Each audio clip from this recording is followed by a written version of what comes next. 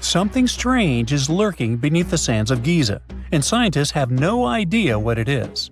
Archaeologists just found a hidden structure near the Great Pyramid using advanced ground scanning technology. What's inside? Nobody knows, but excavations are already underway. The Great Pyramid of Giza is one of the most famous monuments on Earth, but it doesn't stand alone. It's surrounded by an ancient necropolis, a massive royal graveyard filled with tombs and monuments.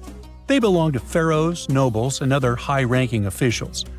Most of these tombs are above the ground. They're called mastabas, rectangular, flat-roofed tombs built from limestone or mud brick, and they've been studied for decades. But from old movies, we know that these weren't simple graves. They have deep vertical shafts leading to underground burial chambers, where the past was sealed away for eternity. And recently, archaeologists found one curious empty space in the cemetery, a completely unexplored patch of ground. No mastabas, no visible ruins, nada. For years they ignored it, but between 2021 and 2023, they decided to investigate. They didn't dig though. Instead, they used a technology that kind of acts like X-rays for the ground. These radars let scientists see the secrets hidden there. And there was something hidden beneath the sand, something deliberately buried and forgotten. A two-part underground structure. One part was shallow and L-shaped. It's about 33 feet long and buried just 6.5 feet deep. But below that, a deeper, more mysterious anomaly, a structure completely different from anything else in the area. They called it a highly resistive anomaly, which means it's dense and solid, likely made of stone, sand, or even metal. And still, no one has a clue what's inside it. Now, it's clear that humans made the L shape. It wasn't formed by nature. And the shallower structure might have been an entrance to whatever is hidden below. But they only have some theories about what might be hidden there. It's also filled with sand and gravel. It was probably deliberately backfilled after its construction, perhaps to preserve this. Why? Well, we don't know yet. The archaeological team will need to excavate to understand what exactly this thing was and why it was built. The first guess is a lost burial chamber. Many tombs in Giza have underground burial sites, but most have clear surface markers. This one, for some reason, has nothing, but it could be one of them. The second guess is an ancient offering chapel. Egyptologists know that some chapels were built in this shape, but usually they were above ground, not buried like this. And finally, it might be something we've never seen before. If this turns out to be a new type of structure, it could rewrite what we know about the burials of pharaohs. The only way to know for sure is to dig it up, and that's exactly what's happening right now. Excavations are already underway. Archaeologists are racing against time to uncover the truth. But there's a real danger there too. Giza's fragile ancient structures need to be handled carefully. Otherwise, they could be damaged beyond repair. So all we can do is wait for the truth. Now, these tombs always held fascinating mysteries. Unfortunately, we'll never learn tons of these mysteries because of some relentless tomb robbers. Egyptian tombs were built to guard the bodies for eternity. But that absolutely didn't stop people from breaking in and stealing everything valuable inside. They've been bothering these ancient sites for thousands of years, starting way back in Pharaoh's times. Many of the most famous tombs, including those in Giza, Saqqara, and the Valley of the Kings, were looted. It was a common practice in ancient Egypt. And they were serious about this whole thing. They dug secret tunnels to bypass traps and walls, bribed or threatened tomb workers to get inside knowledge, cracked open sarcophagi to grab gold, jewelry, and artifacts. And by the time modern archaeologists got to most of these tombs, they had already been picked clean. The reigning pharaohs got tired of this infuriating nonsense. The Valley of the Kings, the famous burial ground of Egyptian royalty, was supposed to be the ultimate safe zone. Tombs were built deep underground, hidden in the desert. Passages were sealed with giant stone blocks. False doors and traps were added to confuse thieves. Even curses were written on the walls, warnings of horrible endings for anyone who dared to disturb the tomb, which is exactly where we got all those horror stories about mummies from. Spoiler alert, none of it worked. Most tombs in the Valley of the Kings were fully robbed within 100 years of being sealed.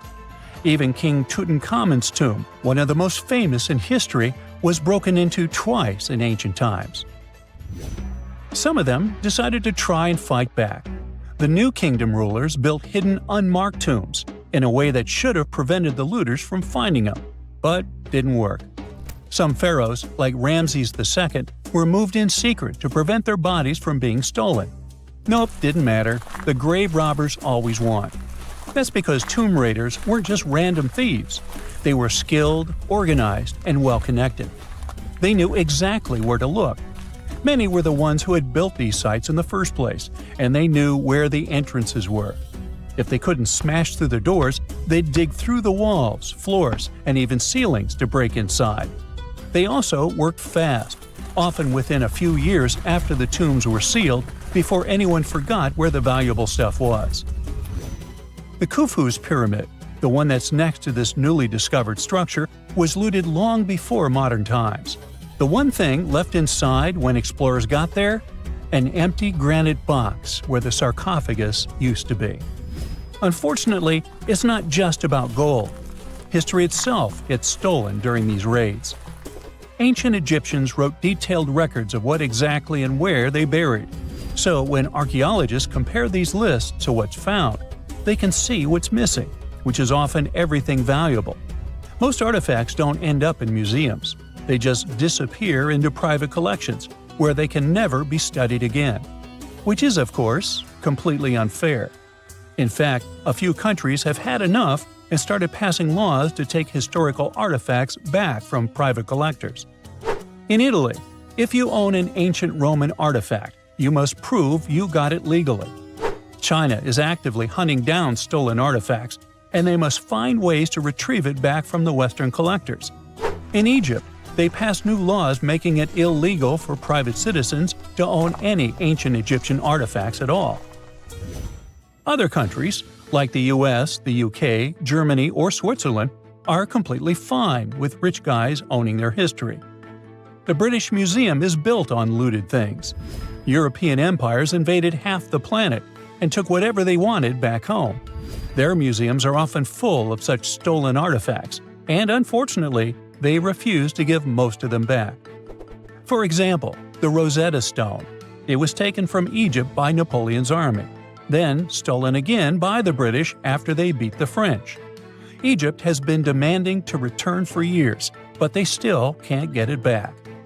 Or the Parthenon marbles.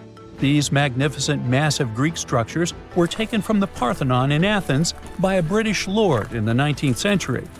Greece has been begging for them back ever since, but the UK doesn't feel like it. Not to mention tons of Mesoamerican artifacts, scattered in various museums across the world. European explorers raided Mayan and Aztec temples, took statues, jewelry, and sacred objects, and now Mexico is fighting to get them back. Well, wouldn't it be surprising even if this mysterious underground chamber has somehow been looted already? But if it's a newly found place, could it be one of the few that escaped the hands of grave robbers? Could there still be ancient artifacts, untouched for 4,500 years? We can only hope that those guys didn't get there first. If there's a question that still baffles archaeologists to this day, it's this one. How did the ancient Egyptians build those magnificent pyramids? As far as we know today, their resources were quite limited, especially in terms of tools and building materials. We still don't have a fully satisfying answer, but hey, we've got some pretty amazing theories worth considering. The leading contender among these theories involves the clever Egyptians employing a sneaky strategy. Now picture this. They constructed a slanted and curving mound made of bricks, earth, and sand encircling the pyramid to be. As the pyramid grew taller and taller, they simply increased the height and length of this wacky structure. It's like they were playing an ancient game of Jenga. Now, how did they get those massive stone blocks up there? Well, according to the legendary ancient Greek historian Herodotus, they used sleds, rollers, and levers. It sounds like they turned construction into a supersized game of tug-of-war. And guess what? Herodotus also claimed that the Great Pyramid You know, the one from Giza, the granddaddy of them all, took a whopping 20 years to build. There's more. Herodotus also dropped a mind-boggling number on us. 100,000 men were supposedly involved in this pyramid extravaganza. Did they hire the entire Egyptian population? Well, it might not be as far-fetched as it sounds. These men were probably mostly farmers, so they probably focused on the pyramids when there wasn't much work to be done in the fields. You know, like during the flood season of the Nile River. Obviously, specialists in the archaeological community had something to add to this theory. By the late 20th century, they discovered some evidence that suggests the workforce might have been smaller and more permanent than previously thought. Instead of a massive army of 100,000 pyramid builders, they proposed that a modest crew of around 20,000 workers, accompanied by support personnel like bakers, physicians, and even spiritual leaders, could have gotten the job done. There was also this theory that claimed that the pyramids were actually built from the top downward. It suggested that these colossal structures were nothing more than isolated hills used as quarries. The stones were supposedly drawn from these hills, and over time, competing engineers took charge and transformed them into the iconic pyramids we know today. Now, before you dismiss this theory as a wild fantasy, some folks thought it wasn't completely crazy. After all, there are instances where isolated hills exist, so maybe this theory had a tiny glimmer of truth.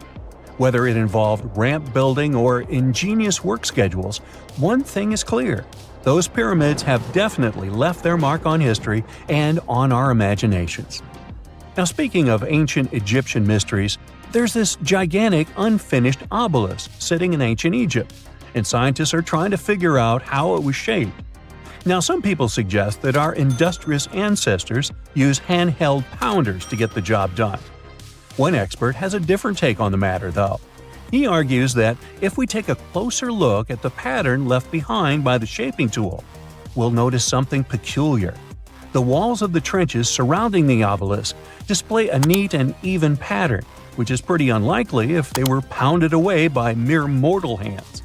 According to this expert, those horizontal striations are usually the result of a tool that takes breaks while removing material, leaving its mark on the surface.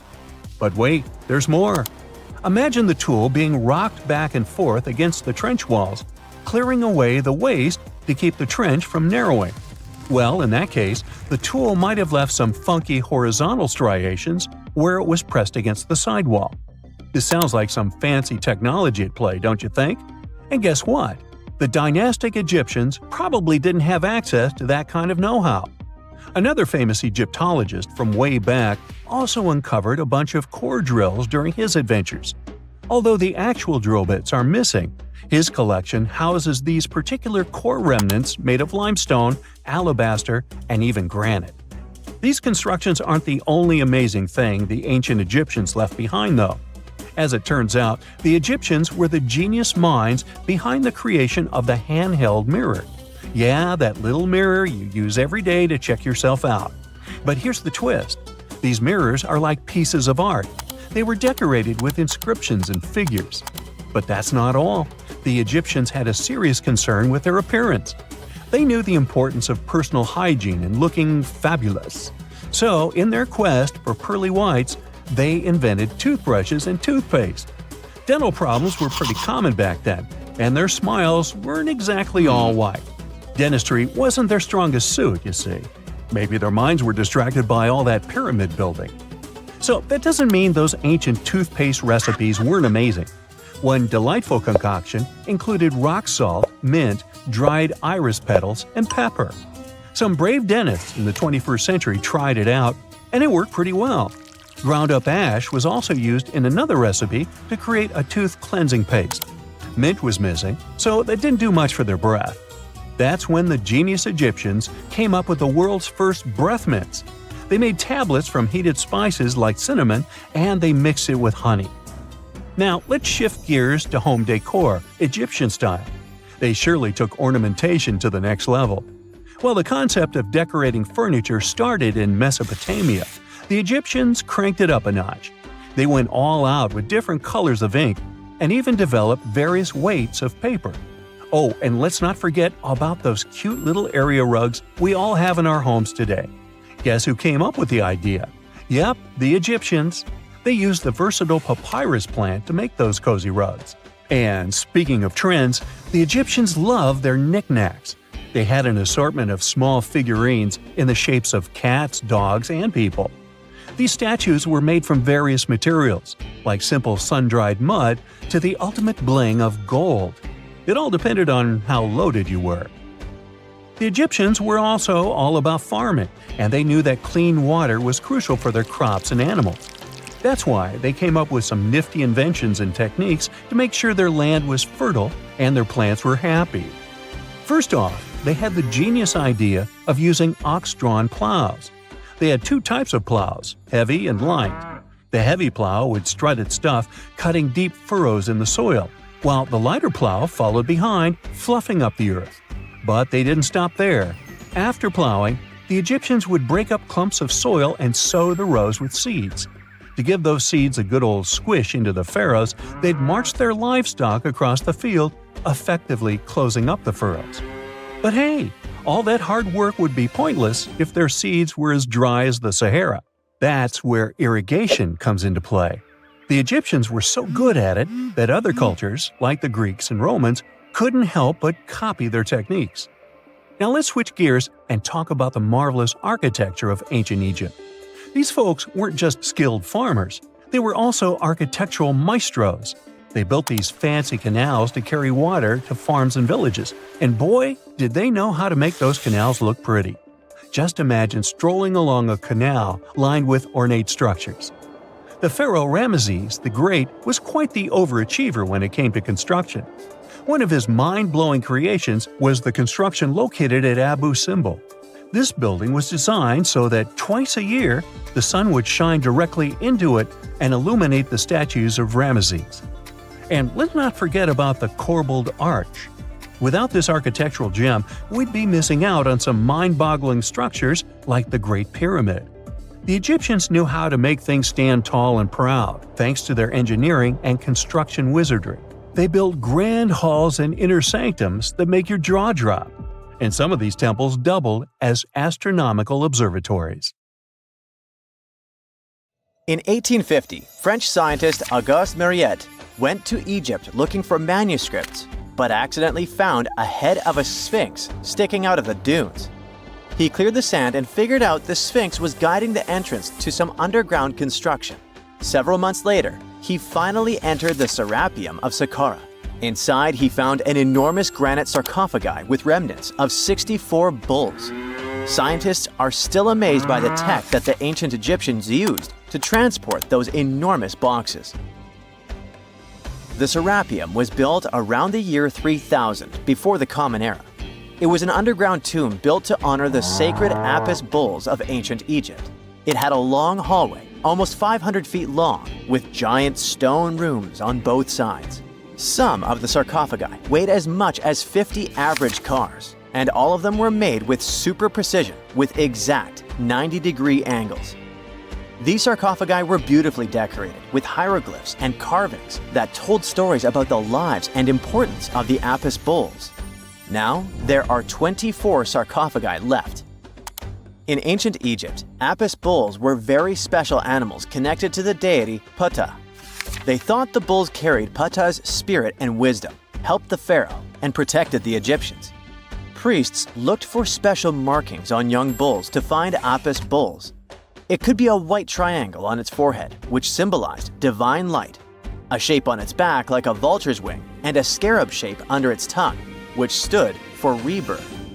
If a bull had these signs, they believed it was chosen by Ptah and treated it like royalty. The chosen bulls lived in a special temple in Memphis, the city where they worshipped Ptah. They received the best care and offerings from visitors who wanted their blessings. When an Apis bull passed away, it was treated with great honor and mummified. When Mariette entered the Serapeum, he noticed traces of rollers on the gallery's floor and found 2 wooden horizontal winches. Each had 8 levers. Later, other explorers saw double rails. The burial chambers were lower than the hallway floor.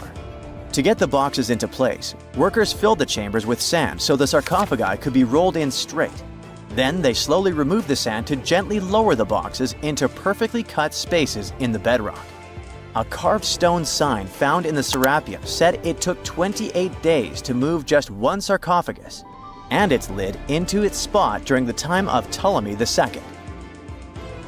The extreme precision of the sarcophagi with 90-degree angles also has an explanation. Ancient Egyptians wrote texts, or rather, papyrus, on geometry a long time ago. It shows that they knew the approximate number pi and could calculate the volume of a pyramid with its top cut off. If they could figure out complicated math like that back then, it makes sense that they could also carve perfectly flat surfaces 500 years later. All this sounds pretty legit, but some people think certain things don't add up here. The size of boxes is way larger than the size of bulls, yet they buried pharaohs in tiny coffins that barely fit their bodies. The sarcophagi are made out of granite with crazy precision, and they could have just used limestone, which would have made things way easier. The transportation of the boxes seems pretty simple, but only in theory. If one person could pull about 440 pounds, then at least 250 people would be needed to pull just one box. The tunnels in the Serapeum are really narrow, only about 2 feet wider than the boxes themselves. There's no way hundreds of people could have squeezed into those tight spaces to pull the boxes. And even if they did, how would they turn the box in the cramped corridor, lower it into its niche, and place it perfectly in the middle? Somehow, they did this 24 times, and every box is centered perfectly. Plus, the chambers were dusty, and there were no signs of soot from lamps. This means they must have worked in almost complete darkness. The real use of the boxes could also be different. A long time ago, even before the Egyptian pharaohs ruled, the local people already knew how to use fermentation. It happens when tiny organisms called yeast eat certain ingredients like starch and turn them into gas and ethanol. So someone in ancient Egypt probably put food like barley, bread, and even meat inside a giant stone box, then closed it tight with a heavy lid. These stone boxes, carved from granite, were so precisely made that they were almost completely sealed, so nothing could escape from it. As the yeast inside the box started working, it created more and more CO2 gas. It built up pressure inside the box. The granite boxes were incredibly strong. They could handle more pressure than a car tire can hold. When granite was squeezed under such pressure, its crystals produced a tiny electric charge. This effect was possible because granite contains quartz, a material that reacts to pressure this way.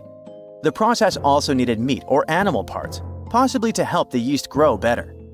Meat contains something called oleic acid, which yeast needs to keep growing and to survive the bad effects of the ethanol it produces. As the pressure inside the box kept growing, the combination of gases and electricity made these boxes not just ancient fridges, but powerful energy systems. Over time, the pressure inside got so strong that it could push the lid open and the gas would escape with a pop. But when people rediscovered the Serapeum in 1850, they found old drawings that showed piles of stones stacked on top of some of the box lids. So, someone long ago probably tried to make the lids even heavier by adding extra weight to make it harder for the gas pressure to push them open. This extra weight also meant the quartz crystals in the granite could keep creating more electricity under all that pressure. If someone opened one of these stone boxes thousands of years later, they would only find bones from bulls that were placed in the box. And that's exactly what Mariette discovered in the 1850s. They opened the Serapeum for visitors soon after the first excavations in the second half of the 19th century. Prince of Wales even had a luncheon with his guests in one of the sarcophagi.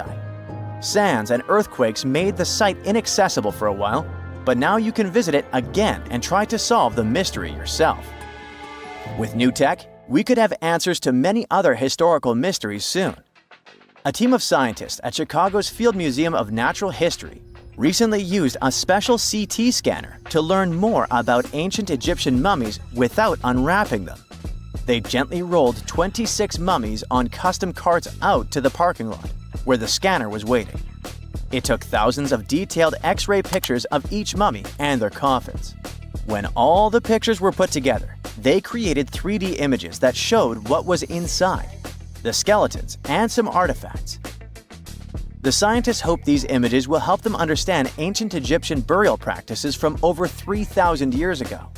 Even though the scanning process only took 4 days, it might take 3 years to study all the data. But scientists were able to learn some personal details about the mummies. One of the most popular mummified individuals at the museum, Lady Chineta, was a woman who lived in ancient Egypt about 3,000 years ago. It looks like she passed away in her late 30s or early 40s. To make sure her body looked complete for the afterlife, embalmers put stuffing in her neck to keep it from collapsing. They also placed artificial eyes in her sockets, so she would have eyes in the next world. She was wrapped in fancy linen and placed in a beautifully decorated coffin. The scans revealed that it had been carefully crafted with a slit at the back, which embalmers used to fit the body. There were also some artistic details on the surface, like markings for her knees. It looks like her burial was on the scale of a high-end luxury car. Most people know that pyramids were built as grand tombs for the pharaohs, designed to ensure they had a smooth journey to the afterlife. The Great Pyramid of Giza, for instance, was constructed for the pharaoh Khufu. But what most people don't know is that this whole pyramid building trend started right here with the step pyramid of Djoser about 4,700 years ago. This massive structure was built for Pharaoh Djoser, a ruler from Egypt's 3rd dynasty. It rises 7 layers high above the ground and stands about 200 feet tall. We think of it today as a phenomenal architectural project, but for ancient Egyptians, the step pyramid of Djoser turned out to be more like a massive experiment, a trial run, if you will, to perfect their building skills before they moved on to even more ambitious pyramids. Reaching new heights is super exciting, but the real mystery is what is going on below the ground. In this pyramid's underground labyrinth, there is a network of tunnels stretching about 3.5 miles long, and some researchers believe these tunnels might have been part of a sophisticated water system that could completely change what we think about pyramid construction. Let's talk about this massive complex located in Saqqara. Surrounding the pyramid, there's what's known as a dry moat, a continuous trench that is up to 164 feet wide and almost 2 miles long. It forms a sort of rectangular shape around the pyramid. This trench has an average depth of about 65 feet. Now, if you were to add up all the earth and rock they dug out to create this moat, it would be about 10 times the volume of the step pyramid itself. For the longest time, people just assumed this trench was nothing more than a huge quarry, a place where they dug up stone and clay to build the step pyramid. Makes sense, right? But when you take a closer look, it doesn't add up. The trench is too narrow and deep to be practical for mining, and its layout doesn't match anything we know about ancient Egyptian quarrying methods. Plus, some sections of the trench are actually covered with a rocky ceiling, which would have made it nearly impossible to use as a quarry. Another theory suggests that the dry moat had some kind of spiritual significance. Maybe it was a sacred place, where souls of nobles gathered to serve the late king in the afterlife.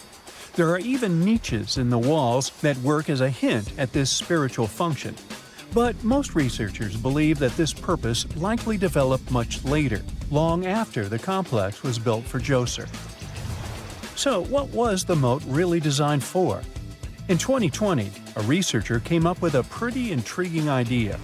It is possible that this trench was actually designed to collect and manage water, especially after heavy rainfalls. Now, that makes sense when you consider the location. The moat sits in an area that could easily have been flooded by runoff water from nearby plains. This could also explain why the trench wasn't used for new graves until much later when the climate became drier and less prone to flooding. The story becomes even more intriguing, as this trench appears to be part of a larger, more complex hydraulic system within the Djoser complex. It is like the trench has several compartments, carefully carved out of the rock and connected by tunnels. These compartments likely served as a part of a water treatment system, where water would flow from one compartment to the next, getting cleaner as it moved along. Now, here is where things start to tie into the pyramid itself.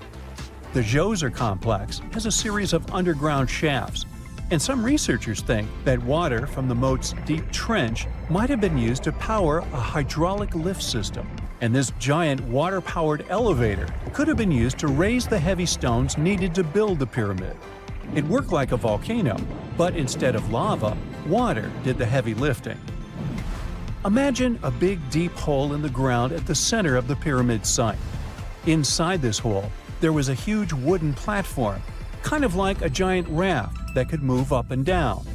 When the workers wanted to lift a heavy stone, they would fill the hole with water. As the water rose, the wooden platform started to float up, carrying the stone with it, almost like a giant water-powered elevator. When the stone reached the right height, the workers slid it off the platform and onto the pyramid. The idea is that water from the deep trench, after being cleaned and filtered, would flow into these shafts. A massive float, possibly made of wood, would then rise as the water filled the shaft, lifting the stones up to where they were needed for construction. Once the stone was in place, they'd let the water out, lowering the platform back down to the bottom, ready to lift the next stone.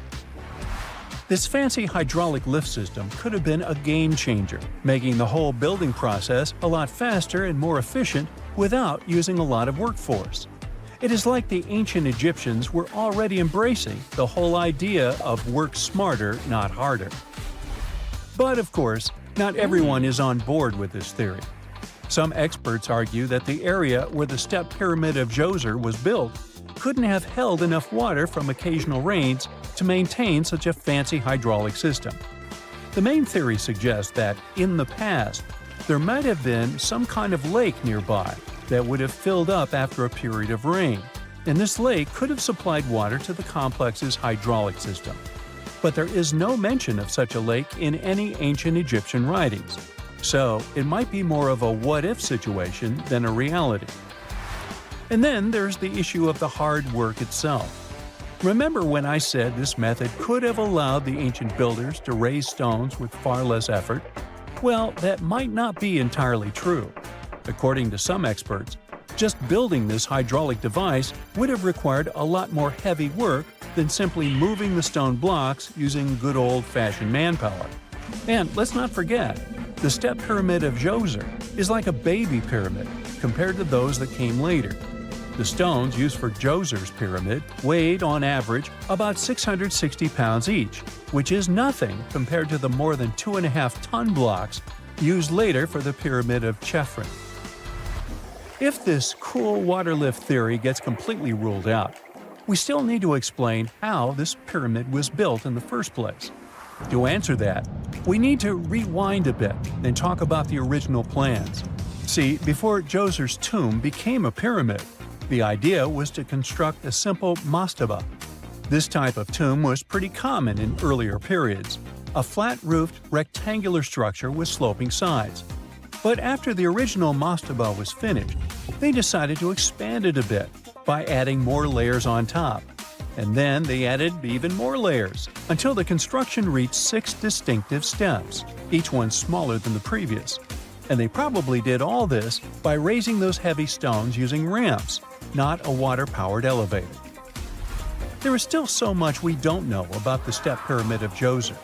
More research is definitely needed to fully understand how this system worked, or if it even existed at all. But the idea of using water to help build the pyramid adds a whole new layer to our understanding of ancient Egyptian engineering. It's a powerful reminder of just how clever and resourceful those builders were, using the natural landscape and the power of water to create one of the most iconic monuments in history. Miles and miles of yellow sand, treeless mountain ridges, and scorching hot sun over your head. And suddenly, something you never expect to come across in a barren desert. A small group of overexcited people. They're as happy as you would be if you'd won a lottery. They've just found an ancient tomb, once flooded with its walls in bad shape. but the stuff they discovered inside proves that this is the burial site of one of Egypt's most mysterious pharaohs. Historians have been hunting for his tomb for years, but no one expected it to hide ancient treasures. Fast forward. After careful examination of the site, Egyptian officials have announced the discovery of the tomb of King Thutmose II. It's the last missing tomb from Egypt's 18th dynasty, and this is also the first royal tomb found since King Tutankhamun's was discovered in 1922, in more than 100 years. A team of Egyptian and British archaeologists found the tomb in the Theban Mountains area, west of Luxor, near the famous Valley of the Kings. Before this, the site was only known as Tomb C4, but during their excavation, the team found clear evidence proving it belonged to King Thutmose II. Archaeologists actually found the entrance and main tunnel leading to the tomb in 2022. But at first, they thought it belonged to a queen because it was near the graves of Thutmose III's wives. It was also close to Queen Hatshepsut's tomb. Originally, it was prepared for her when she was just a royal wife, but everything changed when she became pharaoh. But we'll talk about this twist of fate a little later. But soon they realized that their discovery was much more significant. They found alabaster jars with Thutmose II's name and the words "deceased king" written on them. That's when they realized that the tomb was actually his final resting place. Sadly, Thutmose II's tomb has seen better days. According to the head of Egypt's antiquities sector and the leader of the Egyptian excavation team, the tomb suffered major damage from ancient floods not long after the pharaoh's death. Water swept through the burial chamber, likely destroying or displacing many of the original artifacts. Much of what had been once inside the tomb was moved elsewhere in an attempt to salvage it. The researchers found out that the tomb had a basic design, with an entrance, a sloping main corridor, and a burial chamber. The corridor was coated in white plaster and rose about 4.5 feet above the floor of the burial chamber. A large staircase and a very large descending corridor of the tomb indicated its grandeur. It took the team a long time to navigate through, though, as the tomb was blocked by flood debris and collapsed ceilings. Only after crawling through a 32-foot passageway with a small 16-inch gap at the top, the worst nightmare for those of us with claustrophobia, were they able to reach the burial chamber. There, they were in for another surprise. They cleared the debris, expecting to find the crushed remains of a burial beneath. But the tomb turned out to be completely empty, and it was not due to robbery. It had been deliberately emptied. The researchers soon realized that the tomb had been flooded since it had been built underneath a waterfall. It happened just a few years after the king's burial, so the contents of the tomb were moved to another location. That's why there was a second corridor in the tomb. It was most likely made to help remove King Thutmose II's body from his flooded tomb. Despite the damage, the excavation team made some really exciting discoveries. They found traces of mortar decorated with blue inscriptions, yellow stars, and fragments from the Book of Amduat, one of the most significant funerary texts in ancient Egypt. The book was meant to guide the deceased through the underworld, ensuring a safe journey to the afterlife. Now, how about we sneak a peek at ancient Egypt's 18th dynasty? It was all about conquering lands, expanding the empire, and building jaw-dropping monuments. Some of the biggest names from that era, Thutmose I and Thutmose III, both legendary warrior kings who left their mark in history. Thutmose I was a fierce fighter who led major military campaigns, pushing Egypt's border further south than ever before, all the way to the fourth cataract of the Nile. His victories gave Egypt access to new trade routes, stronger political ties, and more wealth. His conquests were so significant that they were recorded in the tombs of his top officials. Thutmose III, sometimes called Thutmose the Great, took things even further. He was not only an incredible military strategist, but also the commander of Pharaoh Hatshepsut's armies before becoming king himself. He led between 17 and 20 military campaigns, winning every single one and expanding Egypt's empire to its peak. He even created the world's first navy. Thutmose III is often remembered as Egypt's greatest warrior pharaoh.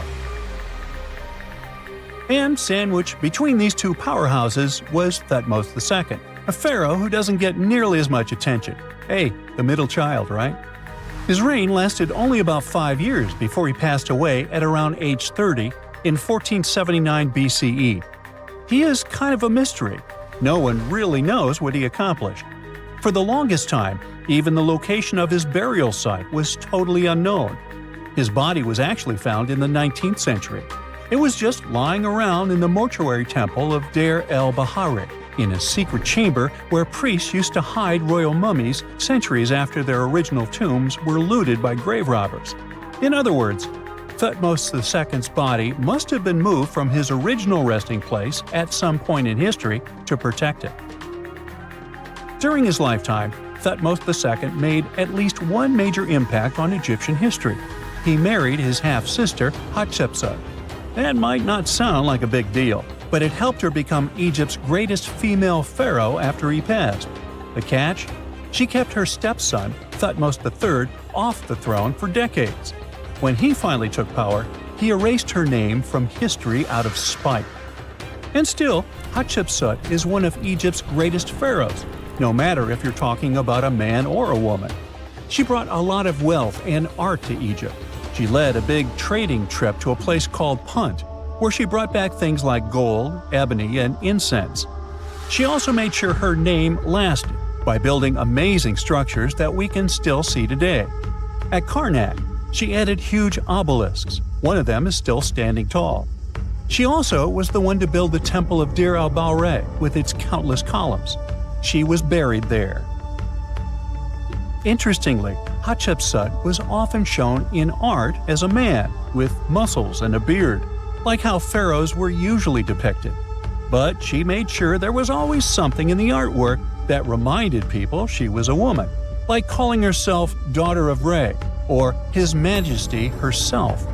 When she passed away in 1458 BCE, Egypt wouldn't have a female ruler as powerful as her until Cleopatra, about 1400 years later.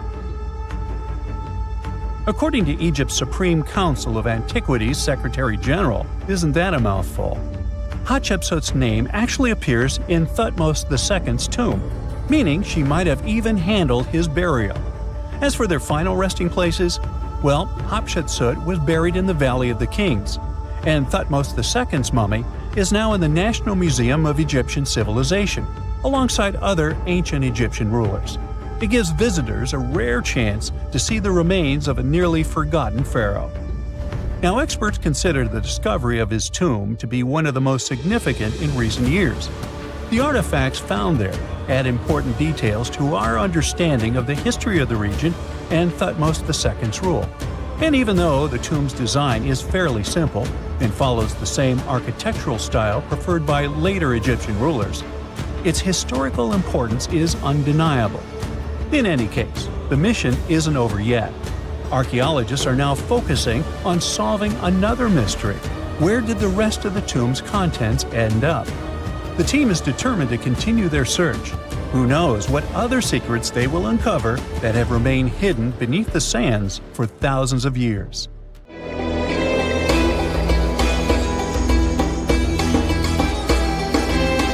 The Great Pyramid was created as the final resting place of ancient Egyptian monarch Khufu. According to legend, French leader Napoleon entered the Great Pyramid and came back out looking shaken and super pale. He never revealed what he saw inside, but whatever it was is said to have affected him for the rest of his life. When Napoleon entered the pyramid, he would have walked through a super tight and ascending passageway. He'd then go through another passageway, known as the Great Chamber. This corridor would have been much taller than the previous one, and would have cobbles too. He then reached the King's Chamber, the centerpiece of the Great Pyramid, which was lined with huge blocks of granite. But it wouldn't have looked as grand as we might imagine. There are no hieroglyphics decorating its walls, as Egyptians only began decorating the burial chambers of pyramids much later on. The pharaoh's tombs deep inside the pyramid would have also been filled with treasures, from chunks of gold to the world's most expensive jewelry. But this would have all been looted, a long time ago. The only thing that probably would have been left in there would have been a huge sarcophagus, which would have once contained the king's mummy. He'd also have to walk past the queen's chamber. This room most likely didn't hold any queens though, as pyramids were usually only built for one person. There are mysterious tunnels leading from here. To this day, no one is really sure what they're there for. And that's not the only mysterious and creepy thing Napoleon may have encountered, as stories of pharaohs leaving ancient curses on pyramids go way back. Many pyramids had warnings written on the outside, telling of horrifying things that would happen to those who entered and disturbed the peace. We might not know what exactly Napoleon found in the Great Pyramid that scared him so much, but we know for sure what was found in Tutankhamun's tomb. Tutankhamun was an ancient Egyptian pharaoh who was only 8 or 9 years old when he took to the throne. He became a cultural phenomenon when his tomb was discovered almost completely intact in 1922. His pyramid sits in the Valley of Kings in Thebes, modern Luxor, which is in Egypt. Unlike the Great Pyramid, Tutankhamun's tomb was covered in beautiful wall decorations. The walls told the story of how he would travel to the afterlife through the underworld. Egyptians believed all people would have to take this journey, so they would fill their tombs with objects and paintings to help them get there. There'd also be spells painted on the walls. They believed this would help people pass over to the next realm. The journey would be pretty long, and for that reason, the ancient Egyptians would also fill the pyramids with food. Tutankhamun's pyramid was filled with 8 fruit baskets. They even found something called gingerbread fruit in there. The rooms were jam-packed with furniture, statues, clothes, and staffs, amongst a whole bunch of other things. You'd likely find a lot of clothes and expensive jewelry in the pyramids as well. The ancient Egyptians wanted their ancestors to travel in style to the afterlife. They put Tutankhamun in his final resting place with over 50 pieces of clothing, all of the highest quality. There were tunics, scarves, gloves, and headdresses, and a ton of jewelry. Bracelets, pendants, necklaces, rings, and scarabs for protection were all found inside. Each of them was made of gold or precious stones. There were also fans made of ostrich feathers to keep the old pharaoh cool in the hot Egyptian sun. But the temperature inside the pyramids never actually went above 68 degrees Fahrenheit. The ancient Egyptians developed a super cool air conditioning system that we don't fully understand even today.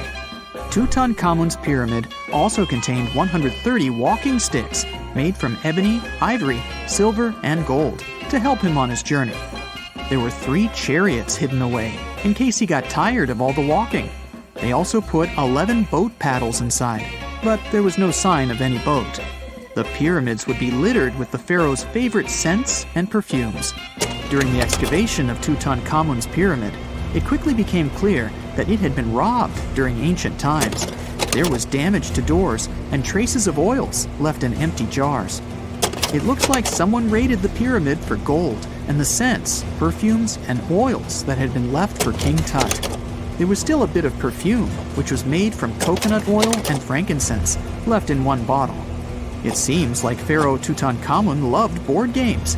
There was an ivory traveling set of senet in his pyramid. Although we don't know for sure exactly how to play it, we have figured out it was sort of an ancient Egyptian version of backgammon. It looks like it was a 2-player game where the goal was to knock your opponent off the board. Not really sure who Tutankhamun's mummy was supposed to play with though. The ancient Egyptians had some rituals that may seem pretty strange to us. For example, they used to shave their eyebrows off if they ever lost a cat. So it's not too surprising they put some really weird things inside pyramids. Archaeologists discovered a collection of mummified cats and scarab beetles in pyramids that date back more than 4,000 years. They were found in the pyramids of Saqqara, which is south of Cairo. They also found a bunch of makeup kits and mirrors inside. Makeup was worn proudly by both men and women in ancient Egyptian times. Eyeliner was the most popular cosmetic. The Rosetta Stone was one of the best discoveries ever made in pyramids. It was found by our man Napoleon Bonaparte and his team. It's a black granite rock that dates back to 196 BCE. It's transcribed in Greek, Demotic, and hieroglyphic. When it was translated in 1822, we got the key to understanding ancient Egyptian hieroglyphics for the very first time. The discovery of Queen Hatshepsut's mummy in 1903 changed our understanding of the Egyptians forever. After she had passed away, her successor, Thutmose III, removed most of the evidence of her reign, so we basically knew nothing about Egypt's first great female leader. She's now gone on to become one of the few and most famous female pharaohs of Egypt. Pharaoh Khufu even had a fully fledged boat in his pyramid. Archaeologists uncovered more than 1,200 pieces of a giant boat near the Great Pyramid at Giza. They reassembled the boat, and it's a whopping 144 feet long. It's most likely a solar boat, which was designed to carry the resurrected king with the deity Ra. Fun fact, the Pyramid of Giza is the last remaining of the 7 wonders of the ancient world. The other 6 are the Hanging Gardens, the Colossus, the Temple of Artemis, the Mausoleum, the Lighthouse, and the Statue of Zeus. This pyramid was also the world's tallest man-made structure for 3,800 years, and it's the biggest pyramid in Egypt. It took a staggering 2.3 million blocks of limestone, and some weighed as much as 80 tons. It took an incredible 100,000 laborers and a whopping 23 years to build. Its original height was a mega 480 feet. In 2017, archaeologists discovered something weird about Egypt's Great Pyramid. There's a hidden void that's at least 100 feet long, and no one really knows why it's there or what's actually inside it. The weird void is the first inner structure discovered within the 4,500-year-old pyramid since the 1800s. Scientists used cosmic rays to detect the massive hole, but are still no closer today to finding out what's inside. The ancient Egyptians took a lot of care building the pyramids, and everything was strategically placed and structurally sound, so it's super unlikely that this hole is due to blocks falling over time. Loads of pyramids also contain small model figurines called ushabti. These represented attendants. They believed they would come to life to serve the pharaohs in the afterlife. But it's amazing that all this stuff actually fit inside. There isn't actually a huge amount of space inside the structures. It's mostly just rock. Before we get into the reason why and how there are pyramids all around the world, let's talk about some of the examples. I'll start with the Pyramid of the Sun in Mexico. These folks really knew how to build a city. Their well-planned urban center spanned over 7 square miles and boasted several pyramids. But the Pyramid of the Sun is the most impressive. This giant pyramid was built way back in 100 CE and is one of the biggest structures of its kind in the whole Western Hemisphere. It's so big that it's 216 feet high above the ground. If you ever find yourself in this ancient city, you won't be able to miss the Pyramid of the Sun. It's right there on the east side of the Avenue of the Dead, the city's main north-south street. To build this incredible pyramid, around 1 million cubic yards of material were used, including a special kind of red volcanic rock called hued tezontle. Impressive, huh? We don't know too much about the people who built the Pyramid of the Sun or its purpose. But archaeologists believe there was once a temple on top of it. When explorers went below the pyramid in the 1970s, they found a bunch of cool tunnels and chambers. In 2011, they even found a secret stash of clay pots, obsidian pieces, animal bones, human figurines, and a mask. Who knows what other secrets the pyramid is hiding? If you decide to see this one, you must climb the pyramid using the 248 uneven steps on the west side. Watch your step. Sudan got some pyramids too. Nubian pyramids aren't as big as the ones in Egypt, but they still got around 200 of them. These ancient pyramids have been home to the tombs of the pharaohs of the Meroitic Kingdom for almost 1,000 years, who ruled Egypt from Nubia to the Mediterranean Sea. The pyramids at Meroe were constructed using granite and reddish sandstone. Oh, and did you know that Sudan has more ancient pyramids than Egypt? The Kushite pyramids depict the indigenous architecture and burial traditions of Nubia's Napata and Meroe kingdoms, which ancient Egypt influenced. Meroe, the burial site of over 40 queens and kings, is the most extensive Nubian pyramid site. The tomb walls depict mummified royals bedecked in jewelry, their wooden caskets containing bows, quivers of arrows, and other artifacts pointing to the Meroitic relationship and trade with Egyptian and Greek civilizations. So if you're looking for some ancient tombs to explore, you may consider skipping the crowds in Egypt and heading on down to Sudan. Let's fly to Iraq to see some more pyramids. Ziggurats have fancy receding layers and tiered temples. Instead of a smooth exterior, it has tiers like a cake. Perfect for all the important work and rituals that went on inside. You can find these towering structures scattered throughout Iraq and Iran, and they're a real testament to the power and skills of the people who built them. One of the biggest and most impressive ziggurats is the ziggurat at Ur. It's basically a giant rectangular pyramid that stands a whopping 70 to 100 feet tall, with 3 levels of terraces and a temple on top. Can you imagine how many baked bricks it took to build that thing? Try 720,000 for just the lower portion. This particular ziggurat was built for Sumerian king Ur-Nammu. Similar to other ones, this pyramid has been around for thousands of years, so it got a little rough around the edges. Thankfully, the Babylonian king Nebuchadnezzar II and some archaeologists came to the rescue in the 6th and 20th centuries respectively, and now you can find this near Talil Air Base. The ziggurat at Ur was built in 2100 BCE by King Ur-Nammu for the moon deity Nana. It was the tallest building in the city, and you could see it from miles around. It was like the medieval cathedral spire of its day. People would come here to bring their agricultural surplus and get their food allotments and seek spiritual nourishment. Sadly, the Nana temple at the top of the ziggurat didn't survive, but we do have some blue glazed bricks that may have been part of its decoration.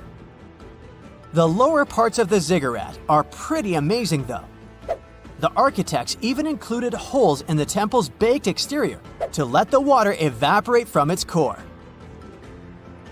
Since we explored some of the pyramids on our planet, let's take a broader perspective. They can be found in many parts of the world.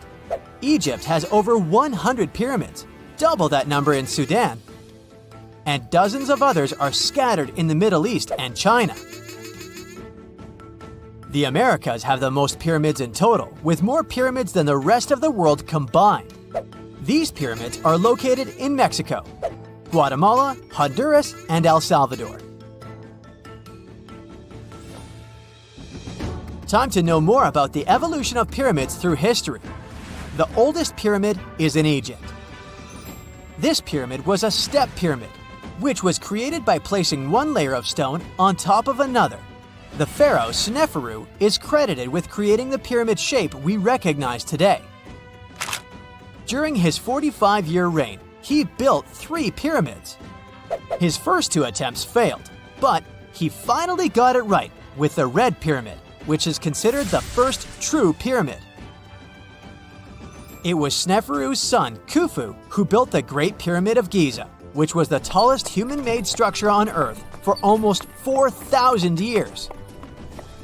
Latin American pyramids are similar to early Egyptian step pyramids, but they were built independently, with no knowledge of each other. The pyramids in Sudan were built around 700 BCE and are tall but much narrower than those in Egypt. How in the world did all these civilizations build these things without even texting each other? After all, the Aztecs, Mayans, and ancient Egyptians were about as different as possible. But despite their cultural differences, they all seem to agree on one thing. Pyramids were pretty cool. Step pyramids are all around the world because they were the most feasible and stable way to build large and tall structures without access to lighter building materials like wood and metal. The triangular form with a square base is the best way to build a sturdy structure, and having a cube structure would require more material for less height. Now, when it comes to pyramid design, the Egyptian pyramids were like giant triangles with a square base, smooth sides, and a pointy top. On the other hand, the Aztecs and Mayans went for a tiered cake look, with steps leading up to a flat platform on top. So, while all these pyramids share the same basic shape, they have their own unique flair. Each group built its pyramids using different materials, techniques, and slope angles. So while they may have been inspired by each other's work occasionally, they were just doing their own thing. Egyptian pyramids had smooth, angled sides that were designed to help the pharaoh's soul ascend to heaven. The Pyramid of the Sun was built over a series of caves that served as a passageway for the deities. The Maya built the temple of Kukulkan in Chichen Itza to honor the deity Kukulkan, usually represented by a serpent. Nicknamed El Castillo, it has 91 steps on each side, plus a platform. That's 365 steps, one for each day of the Mayan calendar. Tell me, Brightsiders, how were pyramids built? To begin with, humans made them, not a foreign race from space that landed on Earth.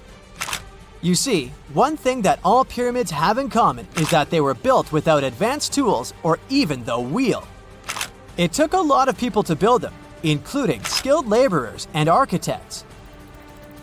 For example, it's estimated that 20,000 people built the Great Pyramid of Giza, and it's believed that most of them were skilled laborers.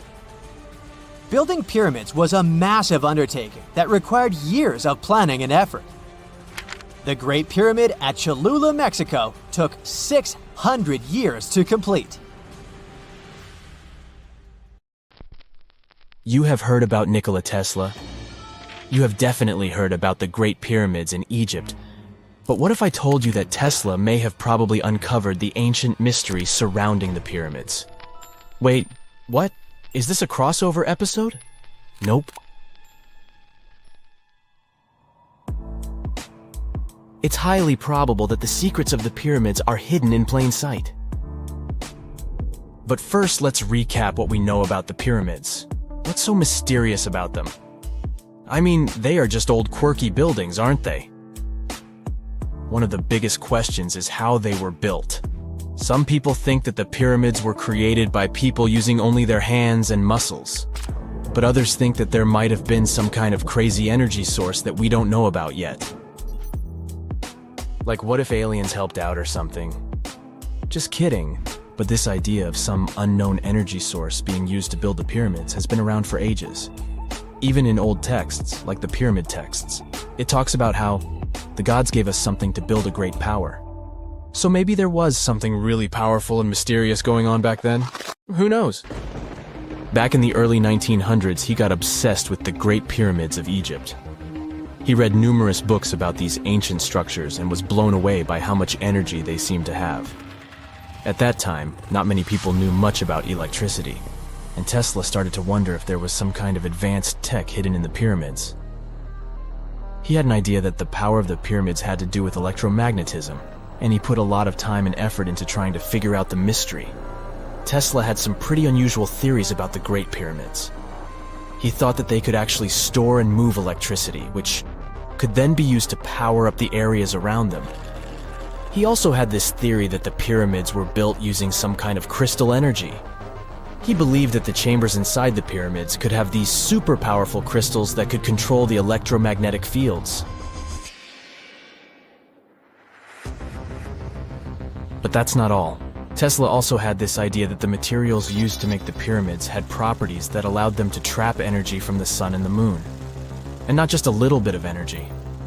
He thought that the pyramid could actually create this massive energy field that could light up whole cities or even brighten up dark places. He thought that the pyramids could be used as giant power plants to generate electricity and run machines. Tesla even believed that the pyramids were somehow linked to cosmic energy, which could be used for spiritual enlightenment and healing. How very new age of him. Anyway, Tesla wasn't just pulling these ideas out of thin air. He was seriously into studying everything he could about the pyramids, from ancient artifacts and texts to hieroglyphs and drawings. And he came up with this idea that the pyramids were designed to be energy amplifiers, and some kind of unknown energy source was used during their construction. Some people thought Tesla was eccentric for coming up with these theories, but his ideas have actually had a huge impact on the way we think about the pyramids today. Researchers and scholars have been digging into his theories for years and using them to uncover some of the biggest mysteries surrounding these ancient structures. For example, recently scientists have used theoretical physics to investigate how the Great Pyramid of Egypt would react to certain radio waves. They found out that if the radio waves were a certain length, the pyramid could concentrate the energy inside its rooms and focus it under its base. The scientists did lots of calculations to figure this out. They first thought about what radio wavelengths would work best. Then they made a model of how the pyramid would react to the waves. They figured out how much of the energy from the waves would get absorbed or spread out. Lastly, they checked how the energy would move around inside the pyramid when the waves hit it. To help explain all of this, the scientists used something called multipole analysis. This is when you take a complicated object and break it down into simpler parts. Then you can see how each part interacts with the energy that's coming in. It's like taking apart a puzzle to see how each piece fits together. The researchers are interested in how all of this can be used in the future. They want to make really tiny particles that can do the same thing as the pyramid, but with light. By changing the size, shape, and the material of these particles, they can control how the light moves around them. This can be really useful for things like making tiny sensors or super efficient solar cells. The scientists had to make some guesses when they were doing their research. They assumed that there weren't any hidden spaces inside the pyramid, and that the material used to build it was all the same. But even with these guesses, they still made some pretty impressive discoveries. But the pyramid study is not the only proof that Tesla was ahead of his time. There are more Tesla's projects that seemed unrealistic at the time, but that scientists and enthusiasts reevaluate and try to implement today. Let's talk about Tesla's most ambitious project, the Warden Cliff Transmission Tower. Back in 1900, Tesla was already a big shot when it came to electrical engineering in America. People were blown away by his amazing inventions and the fact that he managed to outdo Thomas Edison in the battle of currents. However, Tesla wasn't content to rest on his laurels. He decided to embark on his most ambitious project yet, the transmission tower at Warden Cliff. It was built between 1901 and 1905, and it was based on one of Tesla's breakthrough ideas. He had a vision to make the impossible possible by creating a global wireless communication system. It would use Earth itself as a conductor, transmitting music, news, stock market reports, secured military communications, and even facsimile images. Does it sound familiar? Right, it sounds just like the internet that we use today, only without the use of any wires. But Tesla had a much bigger dream in mind, to transmit power wirelessly. He already proved that high-frequency signals could be sent without any wires using his Tesla coil transformers, and this sparked his obsession with wireless energy transmission. His vision was to not only transform the way we communicate, but also to find a way to transfer power currents globally by tapping into the Earth's natural energy. Tesla believed that there was an abundance of free energy all around us that could be used for humanity's benefit. In 1899, he conducted some top-secret experiments and got convinced that it was possible to transmit electrical power through the Earth's upper atmosphere. This is actually how the Warden Cliff Tower was created. It was supposed to be the prototype station for a network of towers all over the globe that would provide the whole world with wireless energy. Unfortunately, Tesla didn't have the resources or the patience of his investors to bring this project to fruition. It ran into all sorts of financial problems and roadblocks, and in 1917, the unfinished tower was finally torn down for scrap metal to pay off Tesla's mounting debts. Now it remains a sad reminder that even the greatest minds can sometimes fall short of their dreams. The original red brick laboratory, however, is still there, and it is the only Tesla lab that has survived. Fun fact, in 2017, a film crew made a crazy discovery. They used ground-penetrating radar to explore the area around Warden Cliff, and they found a whole series of tunnels stretching for hundreds of feet underneath the site. Nobody knows exactly what these tunnels were used for, but people have been speculating for years that they were part of Tesla's grand plan. Warden Cliff, of course, is a major landmark for Tesla enthusiasts from all over the world. Who knows? Maybe someone will finally crack the mystery of the tunnels one day. But even if they don't, the legacy of Tesla and his amazing ideas lives on. Imagine working 7 days a week on a large-scale construction site. You, along with thousands of others, carry millions of stone blocks and put them on top of each other according to a complex system. You work without modern construction equipment. You have no air conditioning or constant access to water. It's so hot outside that you can fry eggs on the road. You've been building the pyramid for decades, and now, when it's finally done, you enjoy the result of the colossal work of thousands of people. You're looking at a giant cultural monument of global value that will freeze in time and amaze people for tens of thousands of years. A few thousand years have passed. People in the 21st century see the pyramids and are like, wow, I can't believe humans have built this. Yeah, the people who built the pyramids wouldn't have appreciated such a theory.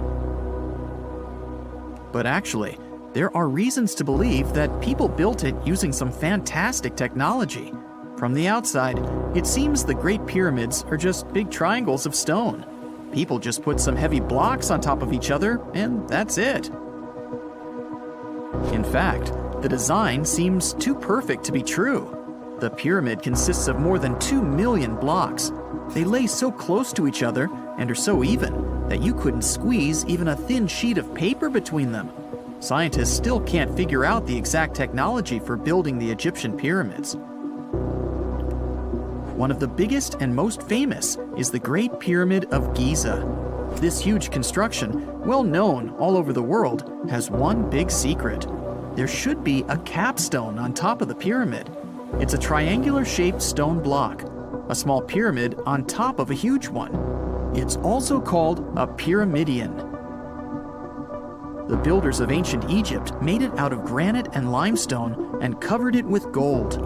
No records or old drawings prove that there was a pyramidion at the top of the Great Pyramid of Giza. But there's another ancient Egyptian structure with such a triangle, the Red Pyramid. It was built before the Great One, and its capstone has survived to this day. Archaeologists have found and reconstructed it. But where could the capstone of the Great Pyramid be? It's a mystery that still has no answer. Some are sure that some thieves have stolen it from the top. Maybe they just climbed up and pushed the pyramidion down. It makes perfect sense. The capstone was probably the most valuable element of the pyramid. Many scientists and archaeologists still don't know its exact purpose. Some believe that this peak covered with gold glorified the pharaohs. The capstone reflected moonlight at night and illuminated the entire space around it. During the day, the capstone reflected sunlight with its shiny surface. You could have noticed it from afar. The top of the pyramid was a kind of guiding star for lost travelers. All other stone blocks of the pyramid consist of limestone. People polished them to make them look shiny. In the past, they were even glowing and reflected light. You could see glowing pyramids from space, although they looked like tiny lights. Over thousands of years, winds, sandstorms, and rains have changed the pyramid's appearance.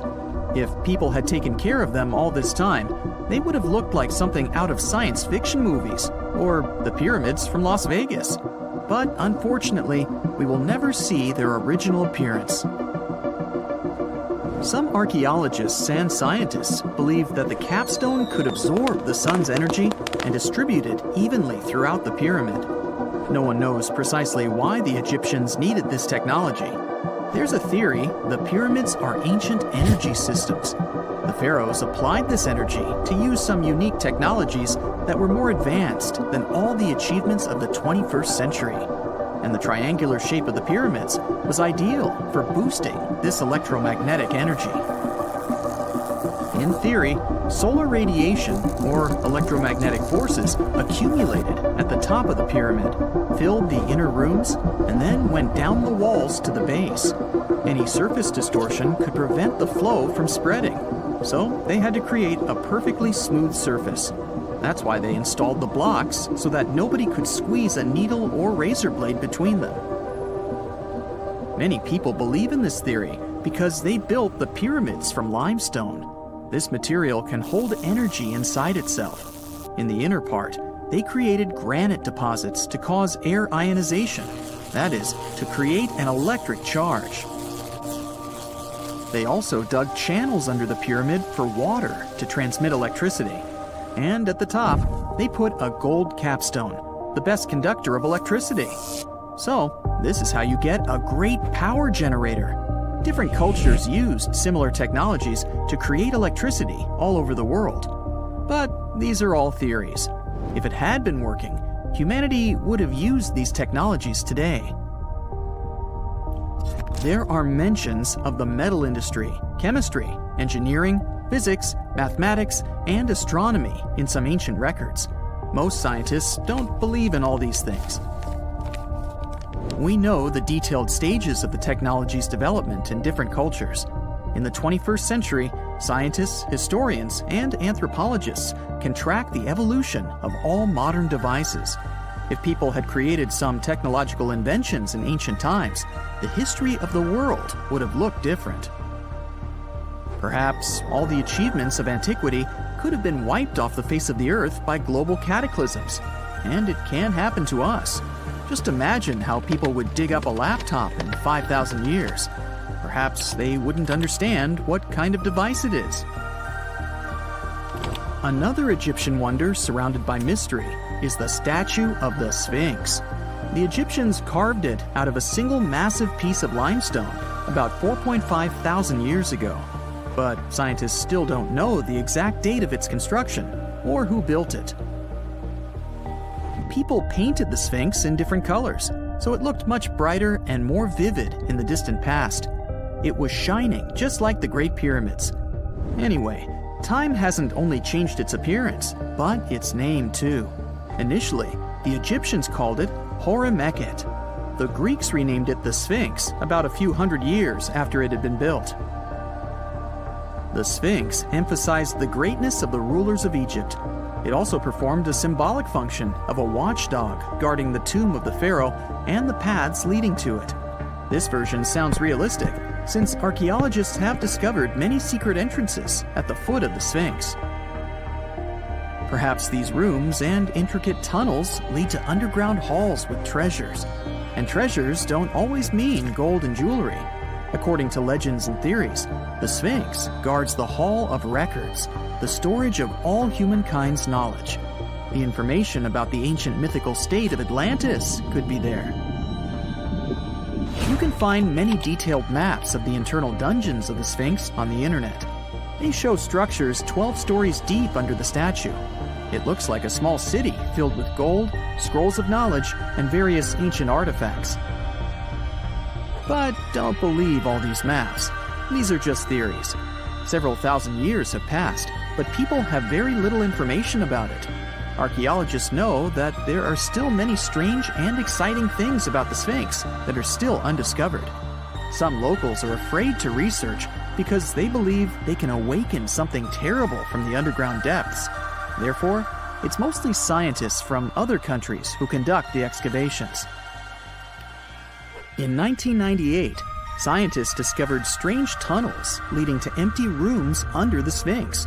They realized that some people tried to get there through tunnels in the past, and maybe those people took all the treasures that were there. One of the legends says that some powerful artifact lays beneath the Sphinx. Its technology can change the whole world, but the locals are hiding it because it can damage the planet. Some believe that you can find evidence of unknown technologies painted on the granite walls in the pharaoh's tombs. But most likely, these paintings and signs tell us the myths and legends of ancient Egypt. But what if Egyptian symbols and drawings are detailed instructions for using ancient technologies? What if the locals that lived at that time thought, people in the future won't be able to get energy themselves. let's leave some detailed instructions for them. Anyway, there are many riddles and theories. In reality, the search for answers is a dangerous undertaking, since it's not easy to get into the underground halls. Excavations can ruin the structure of the entire Sphinx. Any person inside the tunnels may get lost and never be able to find their way back. Besides, it costs a lot of money. Now, what would be awesome is if people could invent some device that could scan underground areas and show their detailed models. It's 1898, and you're taking part in excavations in Saqqara. This place, not far away from Cairo, is full of ancient tombs and pyramids. You're in your Indiana Jones mood and hope to find something really phenomenal to become famous. Gold, manuscripts, treasure maps, mummies of famous pharaohs. Wait, a wooden bird? You're really disappointed as it looks like a regular toy. An old one, but still. Little do you know that years later, someone would propose that your bird was actually an ancient monoplane. So the artifact, nicknamed the Saqqara Bird, is made of a sycamore tree. The birdie has a wingspan of just 7 inches and weighs around 40 grams. A perfect original souvenir from Egypt, I would say. It's over 2,000 years old and looks pretty plain, without any carvings of feathers or other intricate ornaments. It has a beak and eyes though, which makes our find look like a hawk, the emblem of the deity Horus. Its tail is rather unusual as it's squared, looks weirdly upright, and it seems like the sunken part of it was the place for a now missing piece. Humans love solving a good mystery, so there have been several attempts to explain the use of the birdie. First, quite simply, is that it was a ceremonial object. The second idea is that it was a toy for a child from some well-off family. It could have been some sort of boomerang, which was a popular concept in ancient Egypt. Then there was a theory that the bird had been used as a weather vane. But this one has been debunked as the figure doesn't have any holes or markings, except for the one made at the museum in Cairo to fix the exhibit on a stick. So there was no way to hang it in the past. Almost a century after the bird was found, Egyptologist Dr. Khalil Masiha proposed a new theory that it could have been a model of a monoplane. He believed the bird was missing a horizontal tailplane. Otherwise, it had its wings set at a right angle, similar to that of modern planes. It could have worked to generate the aerodynamic lift necessary for flights. Dr. Masiha also claimed that it was common at that time to place miniature models of technological inventions in tombs. So, did the ancient Egyptians really invent the plane in 200 BCE? That would make the Wright brothers, who are considered the inventors of aviation, really upset. They made one of their first flights only in 1903. There's just one way to know for sure, and that is to test the model.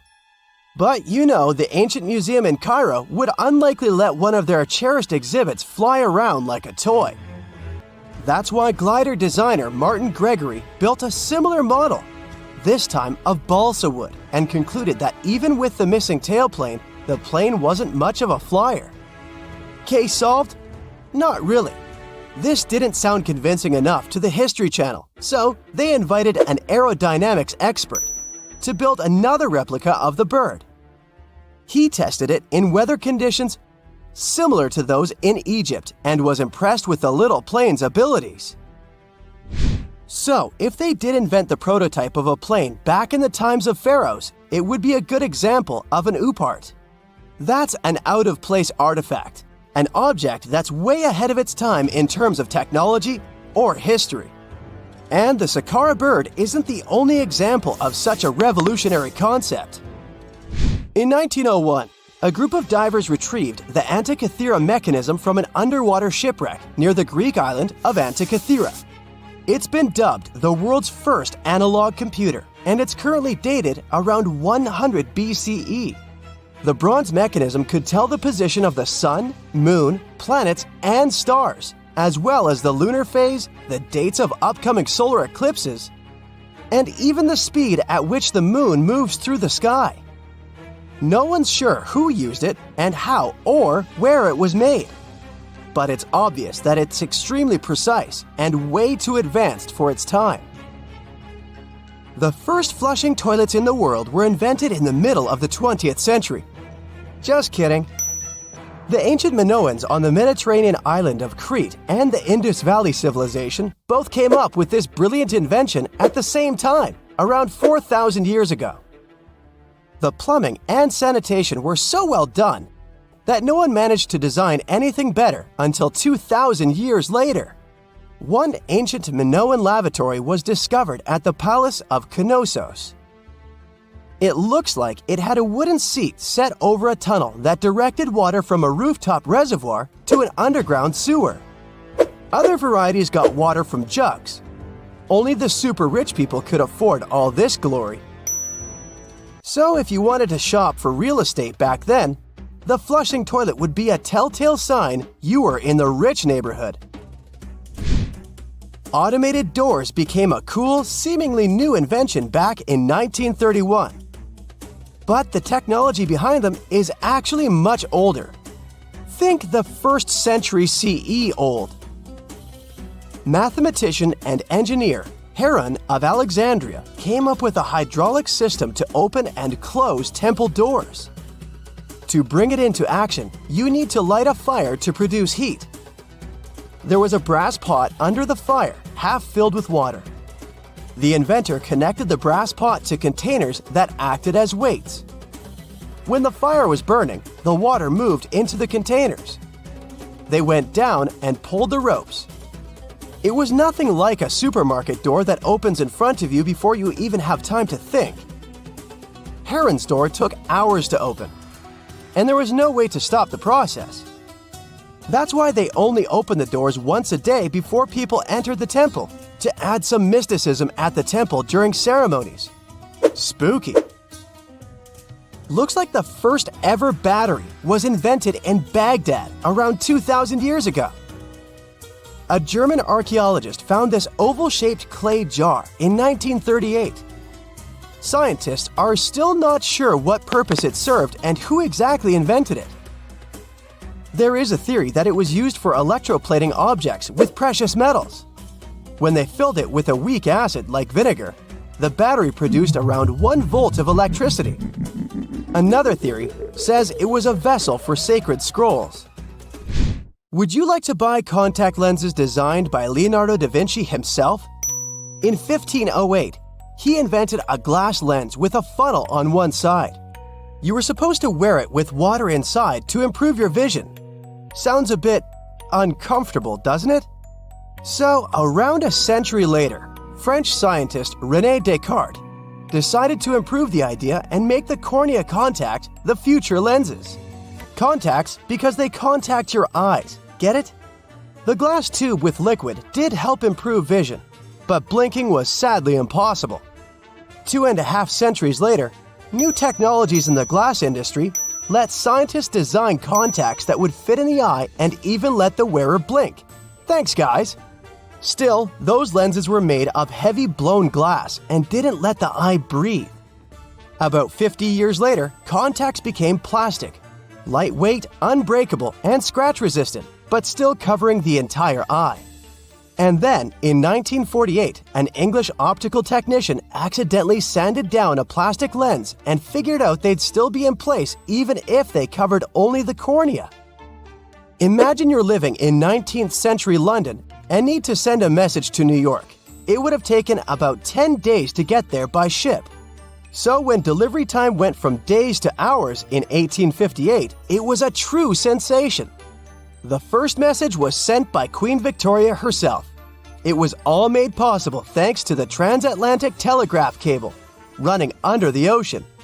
Sadly, the new cool invention only lasted a few weeks. It took years to bring it back to life. And now we're off to almost 5,000 years ago. Let me take you to ancient Egypt, where back in 2550 BC, guess what? The construction of the Great Pyramids of Giza started. People learned to build cathedrals and skyscrapers, but it wasn't until recently that these massive buildings appeared. It's still a mystery to even modern scientists how these pyramids were built 5,000 years ago. No wonder they are one of the 7 wonders of the ancient world. They're also the oldest of them and the only wonder of the ancient world that still exists in the 21st century. It must have taken a lot of cooperation to build a thing that massive, even for today's metrics. But the Giza pyramids weren't the first pyramids ever. The first one, called the Step Pyramid, was built around 80 years before the first pyramid of Giza in 2630 BC for King Djoser. It wasn't meant to be extraordinary, but ended up being quite impressive. It was a pyramid of 6 stepped layers of stone. It was 204 feet high, which is as tall as a 19-story building. And it was the tallest building that existed at that time. It wasn't just a pyramid though, it was surrounded by a whole complex of buildings, including even courtyards. In ancient Egypt, people believed in the afterlife, so everyone, especially kings, wanted to make sure they had everything they needed to get ready for it. Here's why the pyramid complex was perfectly supplied with a lot of objects people used every day. The complex included a pyramid and a kind of a palace. Those buildings had many things the king loved and might need one day, like furniture, food, and gold vessels. After Djoser, building pyramids became common practice, but many pyramids weren't finished. It would usually take about 20 years to build one, but many rulers reigned way less than that. Overall, there are more than 100 pyramids. The most famous pyramids are the Great Pyramids of Giza. The first one and the biggest one was built for Pharaoh Khufu, around 2550 BC.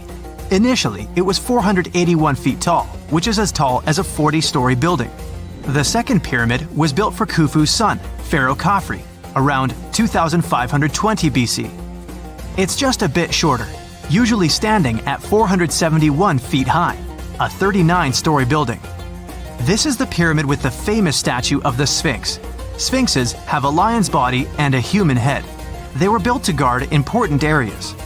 This one has the head of Pharaoh Khafre and is guarding his pyramid, facing the sunrise. The Sphinx is most well known and is one of the world's biggest and oldest statues. Originally, it had red color and did have a nose.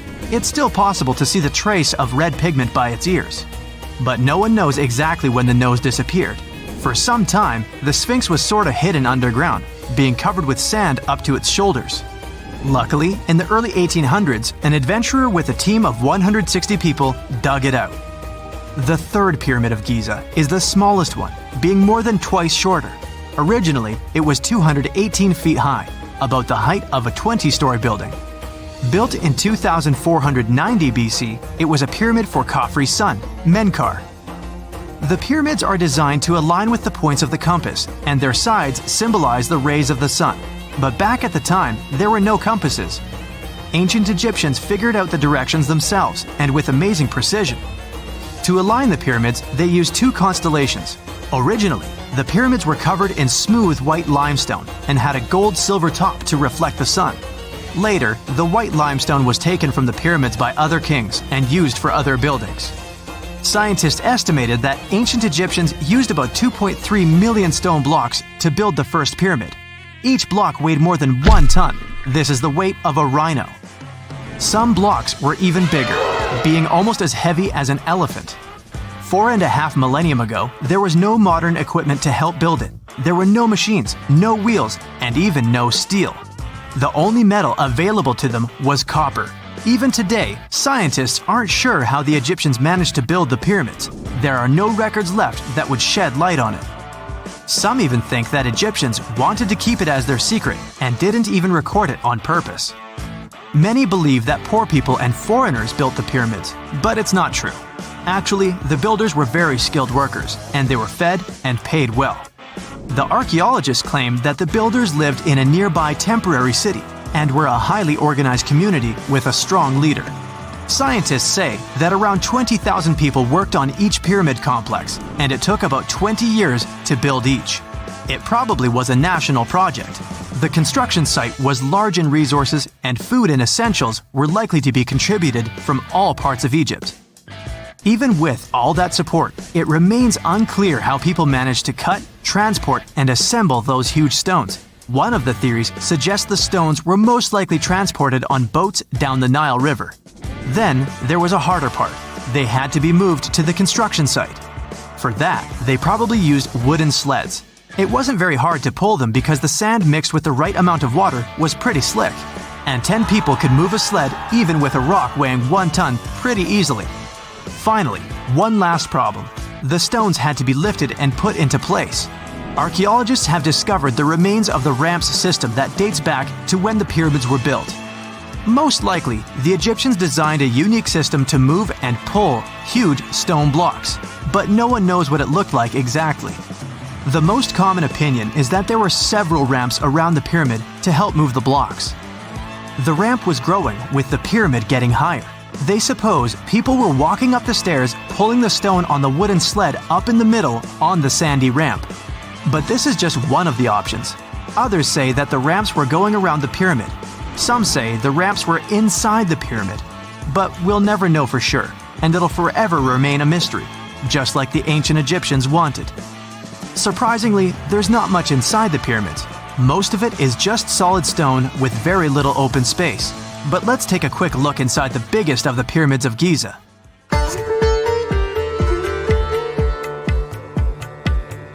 From the entrance, there are 2 stairs, one going down and the other one going up. The descending one takes you to a chamber located underground. That's where the pharaohs are, but not in this pyramid because Khufu wanted to stay higher. The underground room is partly unfinished. The room with Khufu's sarcophagus is called the King's Chamber. It's upstairs and then through the tall and long Grand Gallery. Below the King's Chamber, there's a room called the Queen's Chamber. There are no queens though, and no one is sure why the room is called this. Unfortunately, none of these have any hieroglyphs on the wall. They're just bare. If you want to see them, you should go to the other rooms that are decorated. Those pieces of art are depictions of ancient Egypt's culture and daily life. The texts allow researchers to study their language and grammar. Sadly, the treasures that once were here in the pyramid are long stolen. From that room, there are several tunnels for an unknown purpose. There are many tunnels and passages inside the pyramids. There are many chambers and shafts and secret ways. Scientists have been sending little robots with cameras there for some decades already. And the robots did discover another chamber a bit upstairs with hieroglyphs on the walls. But even today, much of the pyramids is still unknown, and there's no so-called building plan of the pyramids. Egyptians did create a mystery no one can crack for 4,500 years already. Scientists recently started to X-ray the pyramid to learn what's inside it without entering it and its narrow, mysterious tunnels. This just in, the world's oldest pyramid was built during the last ice age. And I'm not even talking about Egypt. I'm saying our ancestors might have spewed a 27,000-year-old pyramid in West Java. Gunung Padang is not exactly shouting pyramid. It's more of a mound with huge scattered stones tossed all over it. But local people seem to revere it, and they have for centuries. It wasn't until recently that the Indonesian authorities decided to excavate a bit deeper to see what all the fuss was about. They ended up finding the remains of a human settlement. It was rather unexpected, since the mound is pretty high up. This excavation could only prove there were humans in the area as far back as 45 BCE, which sounds reasonable. It was up to an Indonesian geologist named Donny Hillman to prove that Gunung Padang is the world's first pyramid. He used all sorts of new technology to support his claim. Our guy used carbon dating, which digs deep into the earth and takes whole chunks of soil. He found layers and layers of constructions, like he was digging up Rome and finding ancient buildings buried in the ground. His research proved that there had been caverns and even rooms down there, which could only mean one thing: humans. As for the rocks located up in the mound, they were most likely strategically placed by the people who lived there back in the day. They needed a place to meditate, so they arranged things in a harmonious way. Their smooth surfaces wouldn't be the result of years of erosion, but the works of great sculptures, the Michelangelos of their day, let's say. If this is all for real, then human civilizations began way before we think they did.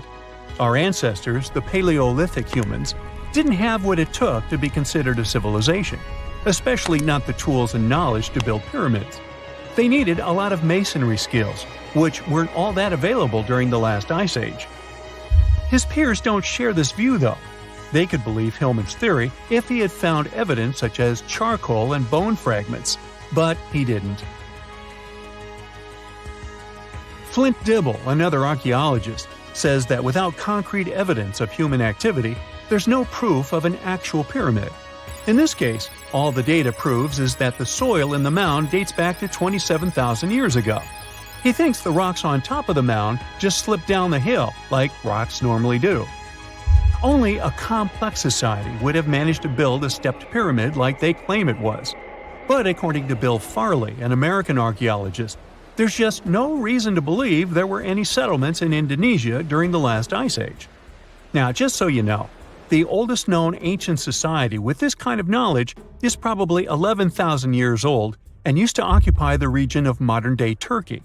Take a look, Turkey's Göbekli Tepe. It's also not a pyramid, but it's the oldest monolithic construction made by humans. Back in the Neolithic period, a lot of people settled there, and there are proofs for it. For example, the walls there are covered in ancient drawings of clothing and wild animals. Until recently, the title of the world's oldest pyramid went to a three-sided construction known as the Djoser Pyramid in Egypt.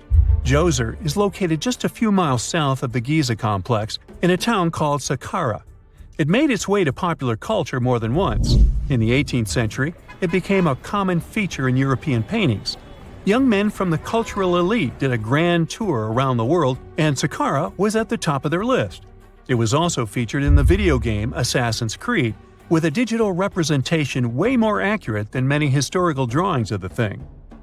That was kind of a big deal in ancient Egypt, to build pyramids for kings to spend their afterlives. And if you thought the Khufu pyramid was the oldest one in the world, well, Djoser was built 70 years ahead of that time. The development of new technology has allowed archaeologists to make groundbreaking discoveries, and a new, or should I say ancient pyramid in South America might win the title in dispute. It turns out that pyramids were also pretty fashionable in the Americas in the old days. Among them are the iconic pyramids of Guatemala's Tikal Temple Complex, the same ones that appeared in Star Wars No. 4. But to find the oldest pyramid in the Americas, one would have to travel to Peru. Deep in the Peruvian desert, archaeologists stumbled upon a sprawling ancient metropolis known as Caral. At first, researchers believed that the settlement was pretty recent, since the site was way too complex for ancient technology to handle it. As we said, Caral is a desert town, like Las Vegas, but without all the hoopla. This means no easy access to water. And for cities like these to thrive, they need a considerable irrigation system, which leads us back to complex technologies. The Peruvians surprised us all with this new discovery. This site was huge, filled with an amphitheater, houses, and religious buildings. The whole thing probably sprawled through 370 acres. And when scientists went to test their initial hypothesis using radiocarbon dating, they found that the city probably sprung around 2027 BCE. On the site, archaeologists found 6 pyramids that could possibly predate the one in Saqqara. As far as they know, both civilizations coexisted in the same time period, in opposite parts of the world. But since researchers can't pinpoint the exact age of Caral's pyramids, it's pretty hard to guess which civilization completed their pyramid first. If only we had a crystal ball. Now, it just so happens that the shape of a pyramid is something that nature is able to produce all on its own, leaving us modern-day humans a bit confused. A classic example is the Japanese site of Yaonagani, which also goes by the name of Japan's Atlantis. The entire monument is about the size of 5 football fields and the height of a 5-story building. Explorers and scientists believe that Yaonagani dates back to 10,000 years ago. For Japan's top marine geologist, Professor Masaki Kimura, Yaonagani is the heritage of a lost civilization. Kimura has dived into exploring the ruins over 100 times over the past 10 years. To him, there are clear signs of human activity down there. Check out this triangular-shaped pool on the monument's surface. Kimura thinks it's actual proof of humans, because this triangle-shaped concave is a historical symbol of water fountains in the region. As it happens with a lot of these cases, not all scientists are convinced the same. For many, Yonaguni is probably the result of thousands of years of erosion, and the fact that the monument is composed of one massive rock leads them to believe it is not really human-made. Sure, these huge basalt columns may look like the ruins of a palace, but they're most likely the result of the intense volcanic activity in the region. And speaking of natural formations that really look like a human made it, a pyramid on Mars has been a hot topic lately. Humans have been keenly trying to prove that there is life on Mars for quite some time. But some are stretching it really far, saying that little green or gray people built a pyramid on the planet to try and build their own civilization. This picture was taken over a decade ago by the Mars Reconnaissance Orbiter, the MRO, but it started to resurface recently. It shows what looks like a three-sided pyramid. Some people claim that the smooth side of the pyramid could only be the effect of otherworldly work. Then science comes along and explains that Mars is home to one of the deepest canyon systems in the whole solar system. The so-called pyramid is located in what is known as the Kandor-Chasma region. This Martian region has a bunch of similar formations that are nothing more than the result of erosion. Nothing supernatural going on there, apparently. The story goes that two Mayan twin boys loved to play ball. Sure, they were really good at it, but they also made a lot of noise when playing. The lords of the underworld soon became bothered by the sound and summoned the two boys to the underworld, a place the Mayans called Xibalba. As soon as the boys reached their gloomy destination, the lords of the underworld began putting them through a series of tests. Soon enough, the inexperienced twin boys failed the tests and lost their lives. But this was not in vain. This sad event resulted in the appearance of a beautiful fruit tree. Soon enough, a young woman saw a beautiful fruit on this tree and reached up to pick it. Legend has it that soon after that, she gave birth to another set of twin boys named Hunahpu and Xibalbaqui. Just like their ancestors, these twins were great ball players, but they were equally as loud, and the lords of the underworld became annoyed again. They decided to ask this pair of twins to come to play a game in the underworld, hoping to get rid of them too. When the twins arrived, the lords sent them through a number of frightening places. The first one was the House of Gloom, which was very dark. They then passed through the House of Knives, where they had to avoid getting injured.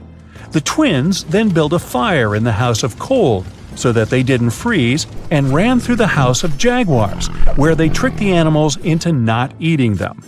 Finally, they entered the House of Bats, where they seemed to have lost their luck. One of the bats managed to run off with Hunahpu's head.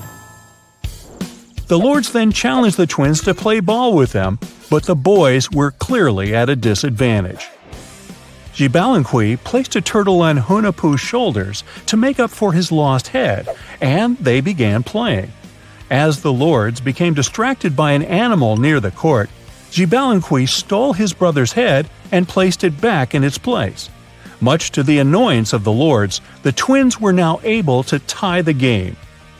Hunahpu and Xibalbaqui continued to perform a series of tricks for the lords of the underworld. One of them involved Xibalbaqui injuring Hunahpu and then bringing him back to life. The lords were so impressed by the twins' performance that they asked them to do the same trick on them.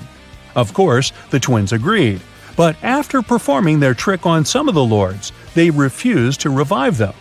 Seeing what had happened, the lords of the underworld admitted defeat and begged for their lives, promising not to intervene in the lives of people ever again. Hunahpu and Xibalbaqui were happy to have avenged their ancestors and gained the respect of the lords. Legend has it that the lords of heaven were so impressed by the twins that they took them to live in the sky by turning them into the moon and the sun. The Maya civilization was one of the most dominant indigenous societies in history, and their folklore and traditions are still discovered and studied today. They used to live in a territory called Mesoamerica. It was made up of modern-day Mexico and parts of Central America like Guatemala, Belize, Honduras, Yucatan Peninsula, and El Salvador. They lived from 1800 to 900 BCE and up to 900 to 1500 CE. Apart from their impressive legends, the Maya were very skilled inventors. They're known for their calendars, writing systems, farming methods, and sports. Their writing, for example, was found preserved on buildings and stone monuments, as well as in rare books and pottery. It's a system made out of more than 800 hieroglyphics in various combinations. Each of those signs was said to represent a syllable. Their writing system was deciphered by accident by Tatyana Proskoryakov, an American woman who initially studied to be an architect. Since she didn't find a job in her field, she eventually became a Mayanist in her own right, despite not being academically trained. She was the first to notice that the Mayan upended frog glyph meant birth, and that their toothache glyph meant the date when the king ascended to the throne. It made it easier for scientists to pinpoint birthdays, as well as the names of the rulers of a specific Mayan dynasty. They also invented the concept of zero, which is seen as one of the greatest innovations in mathematics, physics, and human history altogether. Sure, even back then, people understood the idea of having nothing, but the concept of zero as a number is a relatively new invention. A fun fact about Mayans is that they really liked hats. The bigger your hat was, the more important you looked. Not only was it a sort of fashion statement, but it also made them look taller, which was a big deal for their aesthetic. The Mayans also came up with one of the most intricate and complex calendars in human history. It was the first to use zero as a placeholder. Their calendar ended on December 21st, 2012, which led some people to believe that it translated to the end of the world. Obviously, that was not the case. It just so happened that the date coincided with the end of a Mayan cycle of years. But you know, as advanced in science and astronomy as they were, they did make some mistakes. One of them was their belief that the world was flat. Their theory was that the four corners of the world were watched by the brother lords, who kept the sky from falling over their lands. Hats off for their menus, though, as they were well-known chocolate eaters. They turned eating chocolate into a form of art. The drink they made wasn't really like the hot chocolate we enjoy today, though. The recipe included mixing cacao with water, honey, chili pepper, cornmeal, and other ingredients to make a foamy, spicy drink. The ritual of drinking cacao was a crucial part of their celebrations. We're not done discovering all the amazing parts of their architecture and civilization. It was only a few years ago that a Maya pyramid was found at Tonina, in the Mexican state of Chiapas. It was estimated to be more than 1,000 years old. The reason why it escaped archaeologists for so long was that it lay hidden under what was believed to be a natural hill. The ruins of two Mayan cities have been recently discovered in the Mexican state of Campeche. Why didn't we find them until now? Well, they were concealed by really thick vegetation, which made it difficult for archaeologists to reach them. The Mayans didn't just disappear. Their descendants are still around today, many of them choosing to live in their ancestral homelands. You can find them in Guatemala, for example, where the Maya people make up the majority of the population. Overall, the Maya ethnic group contains people that speak different Mayan languages, such as Yucatec, Quiche, Quechua, or Mopan. They had no idea what a spa day was, but the Mayans really enjoyed a nice sweat once in a while. Sweat lodges were discovered around ancient Mayan sites. They were built out of stone or adobe. These rooms were an essential part of their cleansing and healthcare rituals. One of the earliest sweat lodges was found in Quello in northern Belize and appeared to date back 3,000 years. One of the most important parts of the Mayan culture was a ball game which they named Pix. It had both political and spiritual significance. We can see ball courts at important parts of Mayan archaeological sites. The main goal of the game was to pass a rubber ball through a very high stone hoop without using your hands. Basically, it was a combination of soccer and basketball. However, it could have serious consequences. The loser could, at times, even lose his own life. Ooh, high stakes indeed. Because of this game and the need for bouncy balls, the Mayan people were some of the first cultures to use rubber. They made it using natural latex. There were different kinds of rubber depending on what natural substances the latex was mixed with. And that, my friend, is the way the ball bounces. Sorry, but you know me, I just couldn't resist. We know that the ancient Egyptians were talented enough to build something as grand as the pyramids, but were they also smart enough to measure the speed of light? There's a theory circulating online that says exactly that. If you look at these two numbers, you'll see that they match completely. The first one is the speed of light in a vacuum measured in meters, and the second one is the latitude of the Great Pyramid of Giza. So, was it done on purpose, or is it just a coincidence? Well, happily, we can tell you that it's actually just a coincidence, not another conspiracy thingy. The Great Pyramid is just one of the many places in the world that share the same latitude. And more importantly, even if the ancient Egyptians had somehow measured the speed of light and chosen to keep it a secret from the rest of the world, they wouldn't have used meters to put it down. Meters were only defined at the end of the 18th century. The builders of the pyramids used a different unit of measure called cubits. 1 cubit is equal to 1.5 feet. Cubit was based on the length of the arm from the elbow to the tip of the middle finger, and it became popular in the ancient world. So if they wanted to impress the rest of the world and set the pyramids at a point that matched the speed of light in cubits, they would have to build their iconic constructions somewhere in Europe. And then the Danish astronomer who first measured the speed of light in 1676 would have been really upset to know that someone had done it centuries before him. So, although they were ahead of their time in many aspects, the ancient Egyptians never measured the speed of light or used longitude and latitude to map their locations. The base of the Great Pyramid of Giza might seem like a perfect square, but it's actually an 8-sided structure, not 4-sided. Each of its 4 sides has a subtle concave indentation that splits it evenly from base to tip. The official version is that a British pilot was the first to notice it in 1940 while flying over the pyramid. He took a photograph that showed shadows highlighting these indentations. Some people think these lines are only visible from above and can best be seen at dawn and dusk during the spring and autumn equinoxes. This has led to a freaky theory that the ancient Egyptians might have designed the pyramids to communicate with something looking at them from above. Now, the Great Pyramid is one of only 3 pyramids that used to have a swivel door. It weighed around 20 tons, but they could still easily open it from the inside. Its precise fit made it nearly invisible from the outside, with no visible latch or handle. There were only slight variations in the exterior stone that gave out an opening.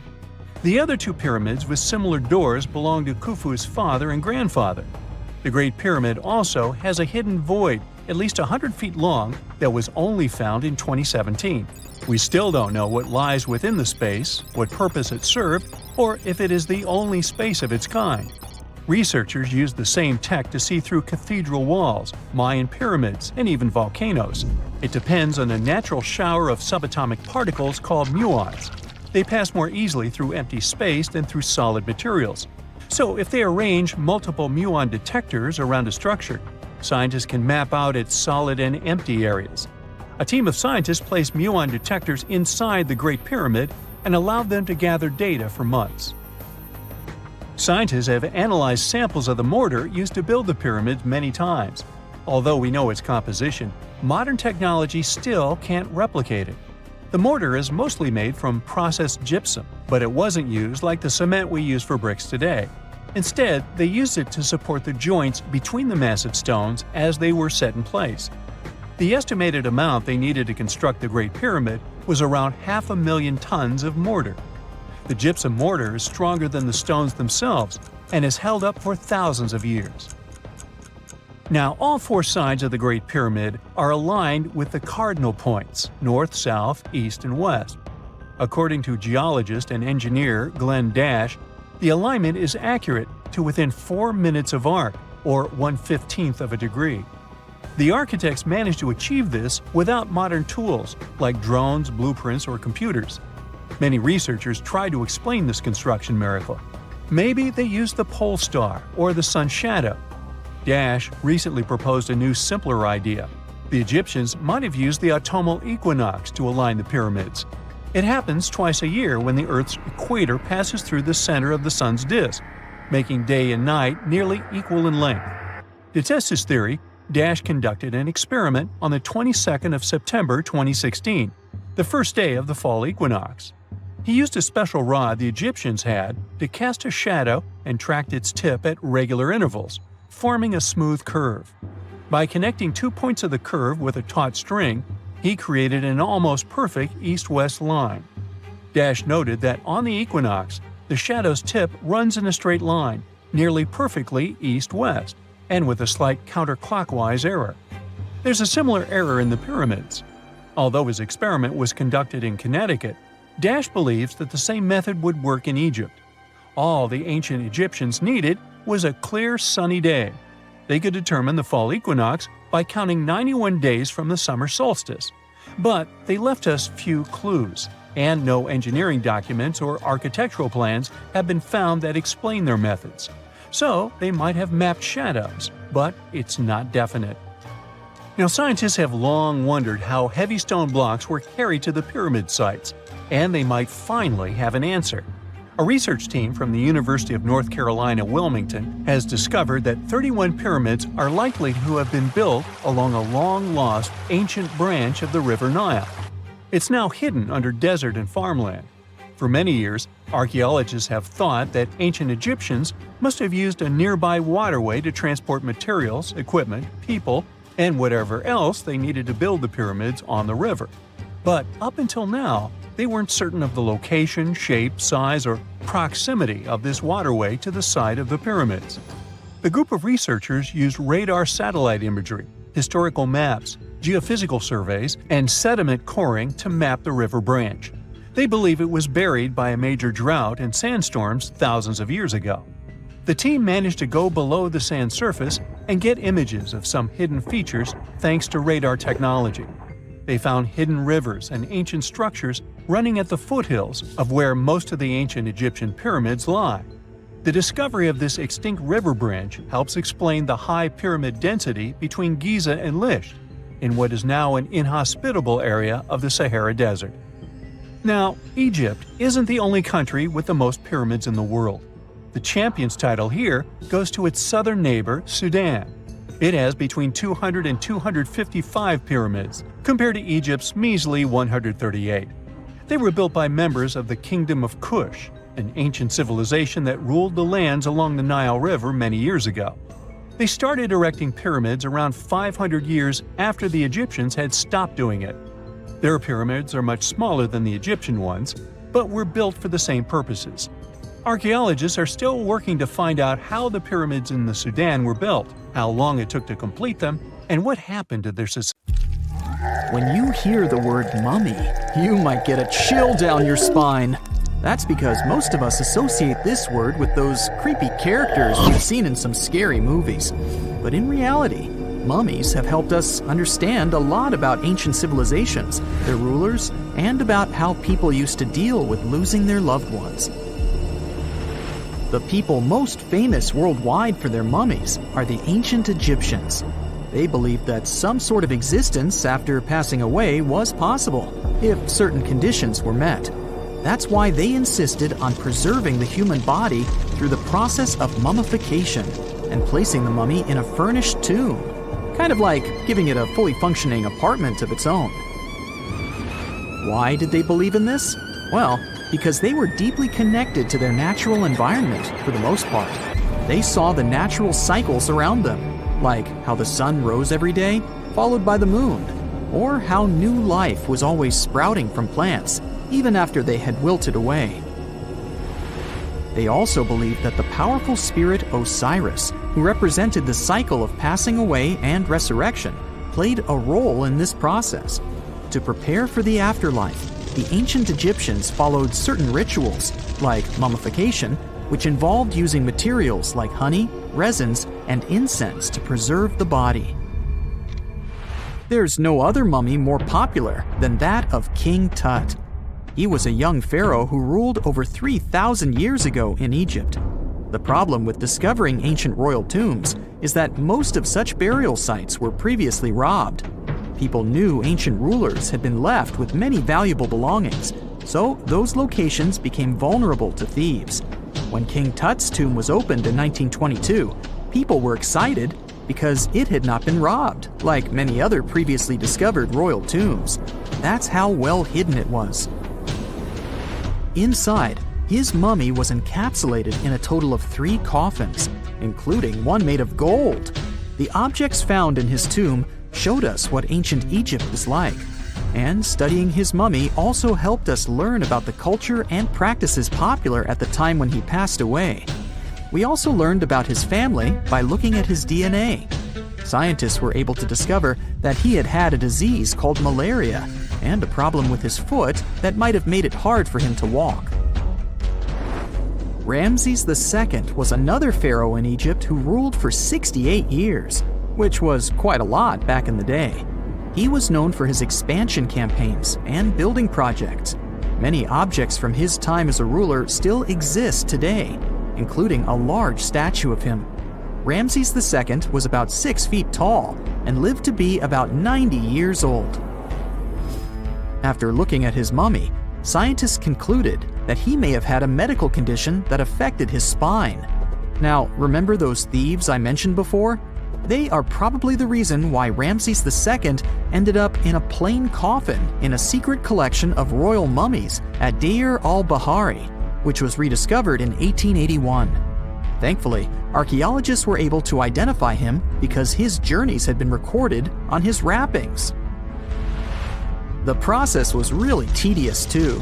In fact, in ancient Egypt, the mummification process could take a staggering 70 days to complete.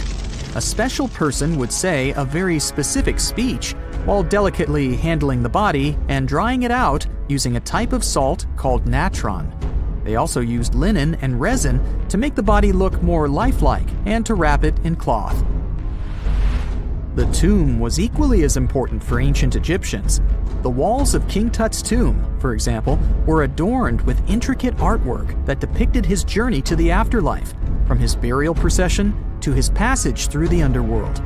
The ancient Egyptians believed that everyone made this journey after passing away, and they filled their tombs with items and paintings to help the person in their spiritual travels. Additionally, the walls of the tomb were decorated with spells from a special book, which contained a collection of poems that the Egyptians believed would help people reach the afterlife. And speaking of how important this journey was, people also placed food in these ancient tombs. In King Tut's tomb, archaeologists discovered 36 jars of vintage beverages and 8 baskets of fruit, which were believed to be left there to help him in his journey to the afterlife. The Egyptians believed that traveling to the afterlife took a really long time, so they left a lot of supplies, such as food and water, to sustain their loved ones. Pharaohs also generally had numerous luxurious garments and beautiful jewelry in their tombs to ensure that they would have a fashionable journey. These items included various types of linen clothing, such as tunics, scarves, gloves, and headdresses, as well as a lot of gold jewelry with precious stones, like bracelets, buckles, pendants, necklaces, rings, and even precious depictions of insects for protection. Some were also deposited with fans made from ivory and ostrich feathers to keep them cool in the afterlife. Some ancient rulers were even placed in their forever apartments along with boats. For example, Pharaoh Khufu built the Great Pyramid at Giza as his tomb, and a large ship was found inside. King Tut, however, was buried with multiple boat paddles, but no actual boat. Instead, he had 3 chariots and numerous walking sticks made of precious materials, perhaps indicating he'd rather travel to the beyond by land, not by water. Amongst the most interesting objects found near ancient mummies are bottles of oils and perfumes. If rulers were supposed to be fashionable, why not smell nice too, right? Also, some of them had some ancient kinds of board games, most of them made out of precious materials like gold or ivory. One of those games was called Senet. It was very popular amongst the ancient Egyptians and very similar to modern-day chess. The ancient Egyptians may have the most famous mummies out there, but they weren't the first to invent the procedure. In fact, it all started in South America with an ancient civilization named the Chinchorro. As far as we know today, these people were the first to mummify their loved ones that had passed away. They did it somewhere around 2,000 years before the Egyptians started their own rituals. Sure, we can tell a lot about ancient rulers by studying these mummies, but until recently, we had no idea what they really looked like during their lifetime. Not so long ago, though, some very special mummy paintings were found by archaeologists studying ancient Egyptian objects. These mummy portraits are highly detailed paintings of individuals that were made while they were still alive. Such paintings were often painted on wood, as opposed to the classical portraits we all know about, which are painted on canvas. They are known for their realism and beauty, and have even been used by researchers to diagnose diseases by comparing them to the corresponding mummies. Some of these portraits also include depictions of jewelry, which was later found on the mummies. The recent discovery of these mummy portraits in Central Egypt is significant, as it marks the first time in over a century that such paintings have been found. Mummies appeared all around the world naturally, too. Mummification can occur without people intervening because of natural conditions, like extremely cold or hot environments, places with a lack of oxygen, or accidental exposure to chemicals that preserve the body. These conditions don't allow bacteria to grow, resulting in the body remaining more or less intact. Famous Otzi was one of these mummies. We know today he was a man who lived around 5,000 years ago in Europe. But upon his discovery in the Alps in 1991, Austrian authorities initially believed that he was a modern mountaineer because of how well preserved the body was. However, after the Iceman was removed from the glacier, it was determined that he was actually from the Copper Age. It's 1898, and you're taking part in excavations in Saqqara. This place, not far away from Cairo, is full of ancient tombs and pyramids. You're in your Indiana Jones mood and hope to find something really phenomenal to become famous. Gold, manuscripts, treasure maps, mummies of famous pharaohs. Wait, a wooden bird? You're really disappointed as it looks like a regular toy. An old one, but still. Little do you know that years later, someone would propose that your bird was actually an ancient monoplane. So the artifact, nicknamed the Saqqara Bird, is made of a sycamore tree. The birdie has a wingspan of just 7 inches and weighs around 40 grams. A perfect original souvenir from Egypt, I would say. It's over 2,000 years old and looks pretty plain, without any carvings of feathers or other intricate ornaments. It has a beak and eyes, though, which makes our find look like a hawk, the emblem of the deity Horus. Its tail is rather unusual as it's squared, looks weirdly upright, and it seems like the sunken part of it was the place for a now missing piece. Humans love solving a good mystery, so there have been several attempts to explain the use of the birdie. First, quite simply, is that it was a ceremonial object. The second idea is that it was a toy for a child from some well-off family. It could have been some sort of boomerang, which was a popular concept in ancient Egypt. Then there was a theory that the bird had been used as a weather vane. But this one has been debunked as the figure doesn't have any holes or markings, except for the one made at the museum in Cairo to fix the exhibit on a stick. So there was no way to hang it in the past. Almost a century after the bird was found, Egyptologist Dr. Khalil Masiha proposed a new theory that it could have been a model of a monoplane. He believed the bird was missing a horizontal tailplane. Otherwise, it had its wings set at a right angle, similar to that of modern planes. It could have worked to generate the aerodynamic lift necessary for flights. Dr. Masiha also claimed that it was common at that time to place miniature models of technological inventions in tombs. So, did the ancient Egyptians really invent the plane in 200 BCE? That would make the Wright brothers, who are considered the inventors of aviation, really upset. They made one of their first flights only in 1903. There's just one way to know for sure, and that is to test the model. But you know, the ancient museum in Cairo would unlikely let one of their cherished exhibits fly around like a toy. That's why glider designer Martin Gregory built a similar model, this time of balsa wood, and concluded that even with the missing tailplane, the plane wasn't much of a flyer. Case solved? Not really. This didn't sound convincing enough to the History Channel, so they invited an aerodynamics expert to build another replica of the bird. He tested it in weather conditions similar to those in Egypt and was impressed with the little plane's abilities. So, if they did invent the prototype of a plane back in the times of pharaohs, it would be a good example of an oopart. That's an out-of-place artifact, an object that's way ahead of its time in terms of technology or history. And the Saqqara Bird isn't the only example of such a revolutionary concept. In 1901, a group of divers retrieved the Antikythera mechanism from an underwater shipwreck near the Greek island of Antikythera. It's been dubbed the world's first analog computer, and it's currently dated around 100 BCE. The bronze mechanism could tell the position of the sun, moon, planets, and stars, as well as the lunar phase, the dates of upcoming solar eclipses, and even the speed at which the moon moves through the sky. No one's sure who used it and how or where it was made, but it's obvious that it's extremely precise and way too advanced for its time. The first flushing toilets in the world were invented in the middle of the 20th century. Just kidding.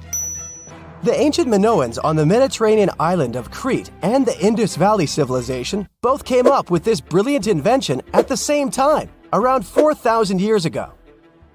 The plumbing and sanitation were so well done that no one managed to design anything better until 2,000 years later. One ancient Minoan lavatory was discovered at the Palace of Colossus. It looks like it had a wooden seat set over a tunnel that directed water from a rooftop reservoir to an underground sewer. Other varieties got water from jugs.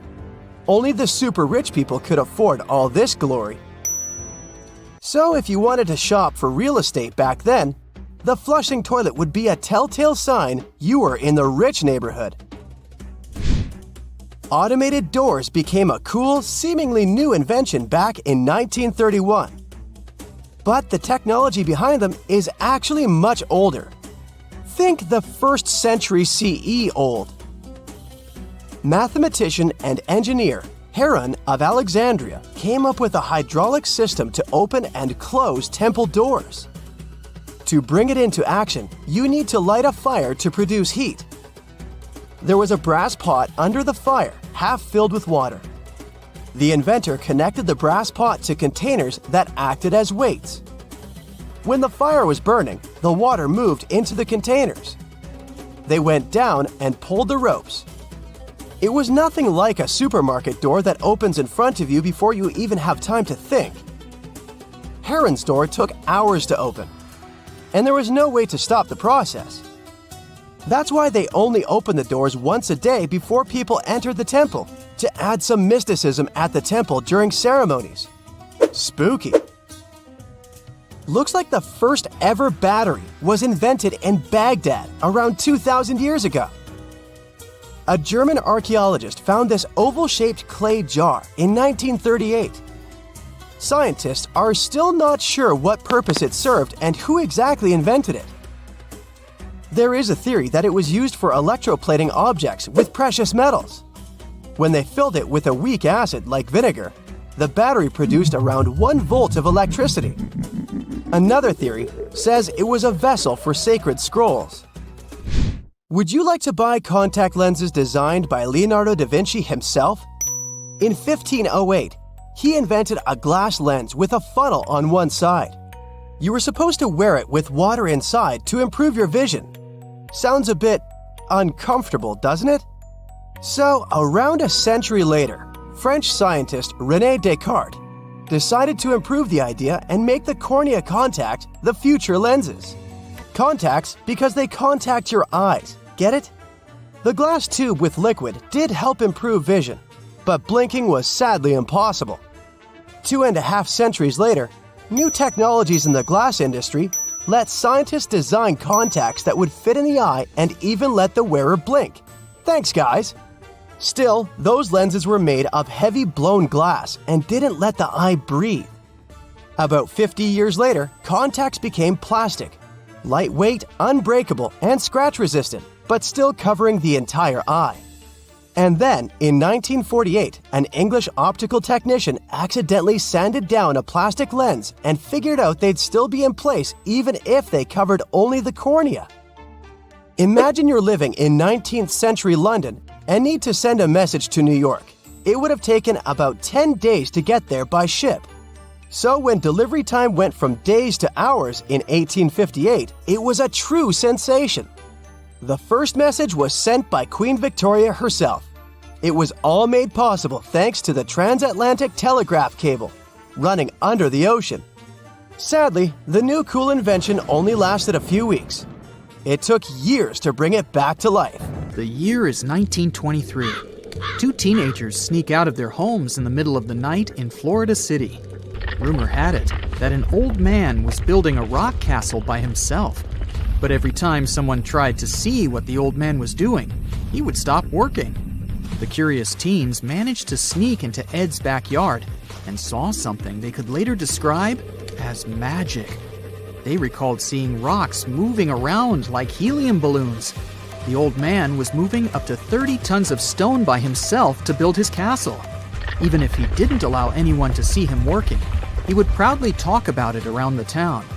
But whenever people asked how he was building a stone castle all on his own, he simply answered, "I cracked the secret of the pyramids." This story begins in Latvia, Edward Leedskalnin's home country. Edward was born in a small village on January 12, 1887. He was born in a family of stonemasons, which is probably where he learned ancient techniques of building. However, he grew up as a sickly boy, which meant he could never carry much weight or undergo heavy physical activity. At the age of 26, an unfortunate turn of events determined Ed's fate. The love of his life broke off their engagement, and heartbroken Ed decided to move to the United States. He lived in a couple of American states before finally moving to Florida, where his life's adventure started. Ed spent years searching for the right spot of land to build his dream house. He always rejected good farmland. When people wondered why, he only smiled. Finally, when he bought land of his own, it was deemed terrible by his close friends. The soil was bedrock. He could neither plow nor farm it, but it seemed perfect for what he was seeking to build. Ed's close friends would often describe him as eccentric.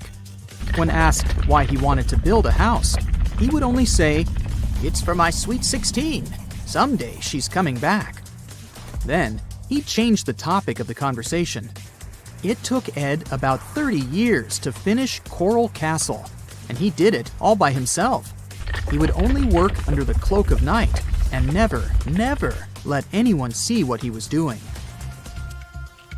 The completed Coral Castle embodies a number of unsolved mysteries. If you were to visit the site back then, you'd have to go through a 9-ton, 8-foot-tall revolving gate door that even a kid could push with just one finger. Ed was so proud of this door that he originally named the site Rock Gate Park. It was renamed Coral Castle only much later, after Ed's passing. Once inside, visitors would access the incredible wonders of Ed's constructions: towers, mystic symbols, furniture, and swing sets, all made entirely of monolithic blocks of stone. The stones are set on top of each other, using only their weight to keep them together.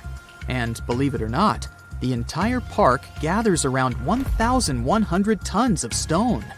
Today, if you visit Ed's living quarters, you'll even see the simple instruments he used to construct all of this: chisels, hammers, ropes, and pulleys. The type of work he did is difficult even with modern-day equipment, let alone without it. Coral Castle's main mystery lies in how Ed managed to do it. The only photograph of Ed Leedskalnin at work shows a simple leverage structure of a chain hoist attached to a wooden tripod. The tripod was made of old telephone poles with a small wooden box on top. What was in the box is, of course, a mystery. Unfortunately, he took his secrets with him, not sharing the truth of his work with anyone else. Yet, not all is lost, as there are many theories and speculation surrounding what could have happened there. One theory says that there is a harmonic grid inside the Earth's surface, something that would create anti-gravity spots around the globe. It's believed that Coral Castle was built in such a spot. This could explain why it took Ed so long to find land that pleased him. Maybe what he was looking for was a place that allowed him to experiment with anti-gravity forces. Yet, whenever Ed talked about his work, he would say he understood the laws of weight and leverage, and, sure thing, that he had cracked the secret of the pyramid builders. And what secret is that, you might ask? According to Ed himself, it has to do with magnetism. He even published a pamphlet called Magnetic Current. There, he explains that every object has magnetic particles inside of them. A person just needs to understand where they are located inside such objects. This way, objects can be lifted and moved around without much effort, just like moving something heavy underwater. Researchers say that if we assume Ed Leedskalnin and the pyramid builders used the same technique, then it would only have taken 4,700 workers to build the Great Pyramid of Giza, instead of the 20,000 to 100,000 that is currently estimated. But this story just keeps on getting more and more mysterious. In the late 1920s, Ed was finishing the construction of Coral Castle in Florida City. Rumors about his work had spread around town. People said Ed was hiding a stash of money somewhere in his living quarters. One night, a group of men waited until Ed was alone and broke into the castle to rob him. They couldn't find the money and, luckily, didn't harm Ed. But in the following days, he decided that it was best he moved out of that land.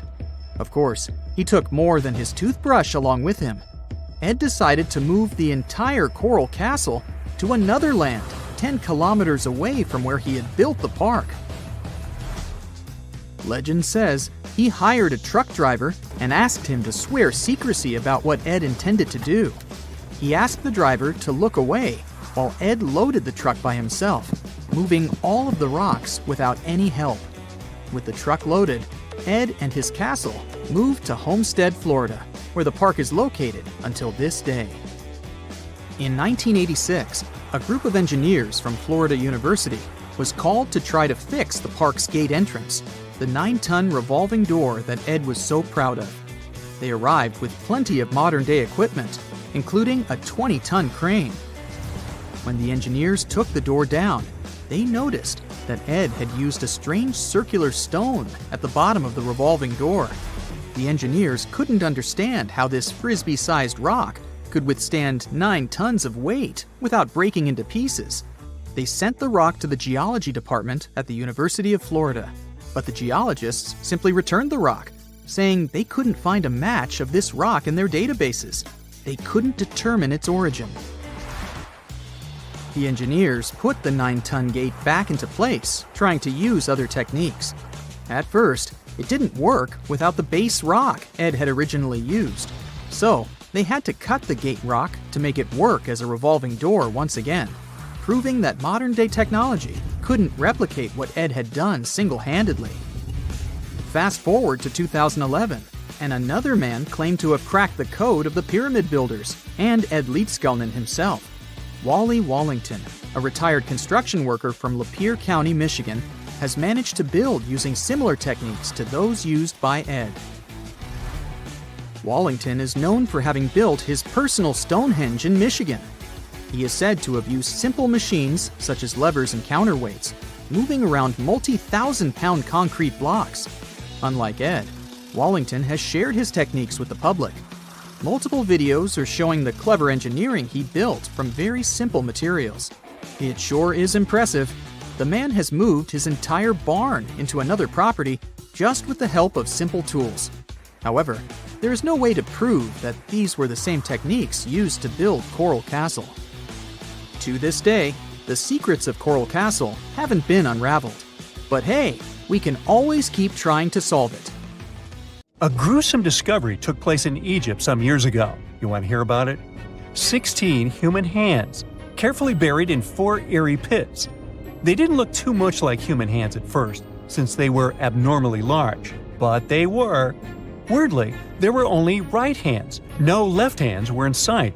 It turned out that it points to the practice of an ancient dark ritual. Old Egyptian art and tales talked of a ceremony where warriors would present the right hand of their adversaries as proof of victory and ask for gold in return. Egyptians believed in the afterlife, so cutting off someone's hand meant you cut off their power eternally. Guaranteeing this type of defeat was interesting to the winning party. Here, the fight was between Egyptians versus Hyksos, who lived in what was once known as Canaan. Egypt has always been the center of some history-changing findings, and some time ago, this papyrus was found. If we stretched it open, it would be just a tad bigger than the height of a skyscraper. The world's tiniest skyscraper, which is located in Wichita Falls, Texas. When humans didn't write on their notes app, they wrote on this thing, made from the medulla of a papyrus plant. Around 2,000 years ago, ancient Egyptians wrote something reminiscent of a book where they describe most of their funerary traditions and their visions of the afterlife. It's considered one of the most important texts from ancient Egypt and is still sold in bookstores to this day. This ancient manuscript was unearthed from a chamber located just south of the Pyramid of Djoser, located in Saqqara. Oh yes, Djoser is the oldest pyramid in Egypt and not the Giza pyramids like most people think. So recently, the site of Saqqara buzzed with excited archaeologists who probably found one of Egypt's oldest complete mummies. They believe that this beautiful and well-preserved mummy was that of a wealthy man. He was discovered in a deep shaft, covered in layers of gold leaves. There are many symbols that show he was an important and wealthy man, like the band he wore on his head, the bracelet on his chest, and the fact that he was embalmed with a tunic, which was reserved for Egypt's finest. The most exciting part of the entire discovery was finding the resting place sealed with mortar, just as the ancient Egyptians had left it 4,300 years ago. Now this may sound weird, but back in 2008, archaeologists discovered a missing pyramid. Now it went missing because it deteriorated over the span of 4,000 years. Today, you can only see its base. It was a pretty important site back in ancient times. It is said that around the area of the pyramid, the ancients hosted a special type of ceremony where high priests would carry mummified remains of sacred bulls. Now here's a fun fact.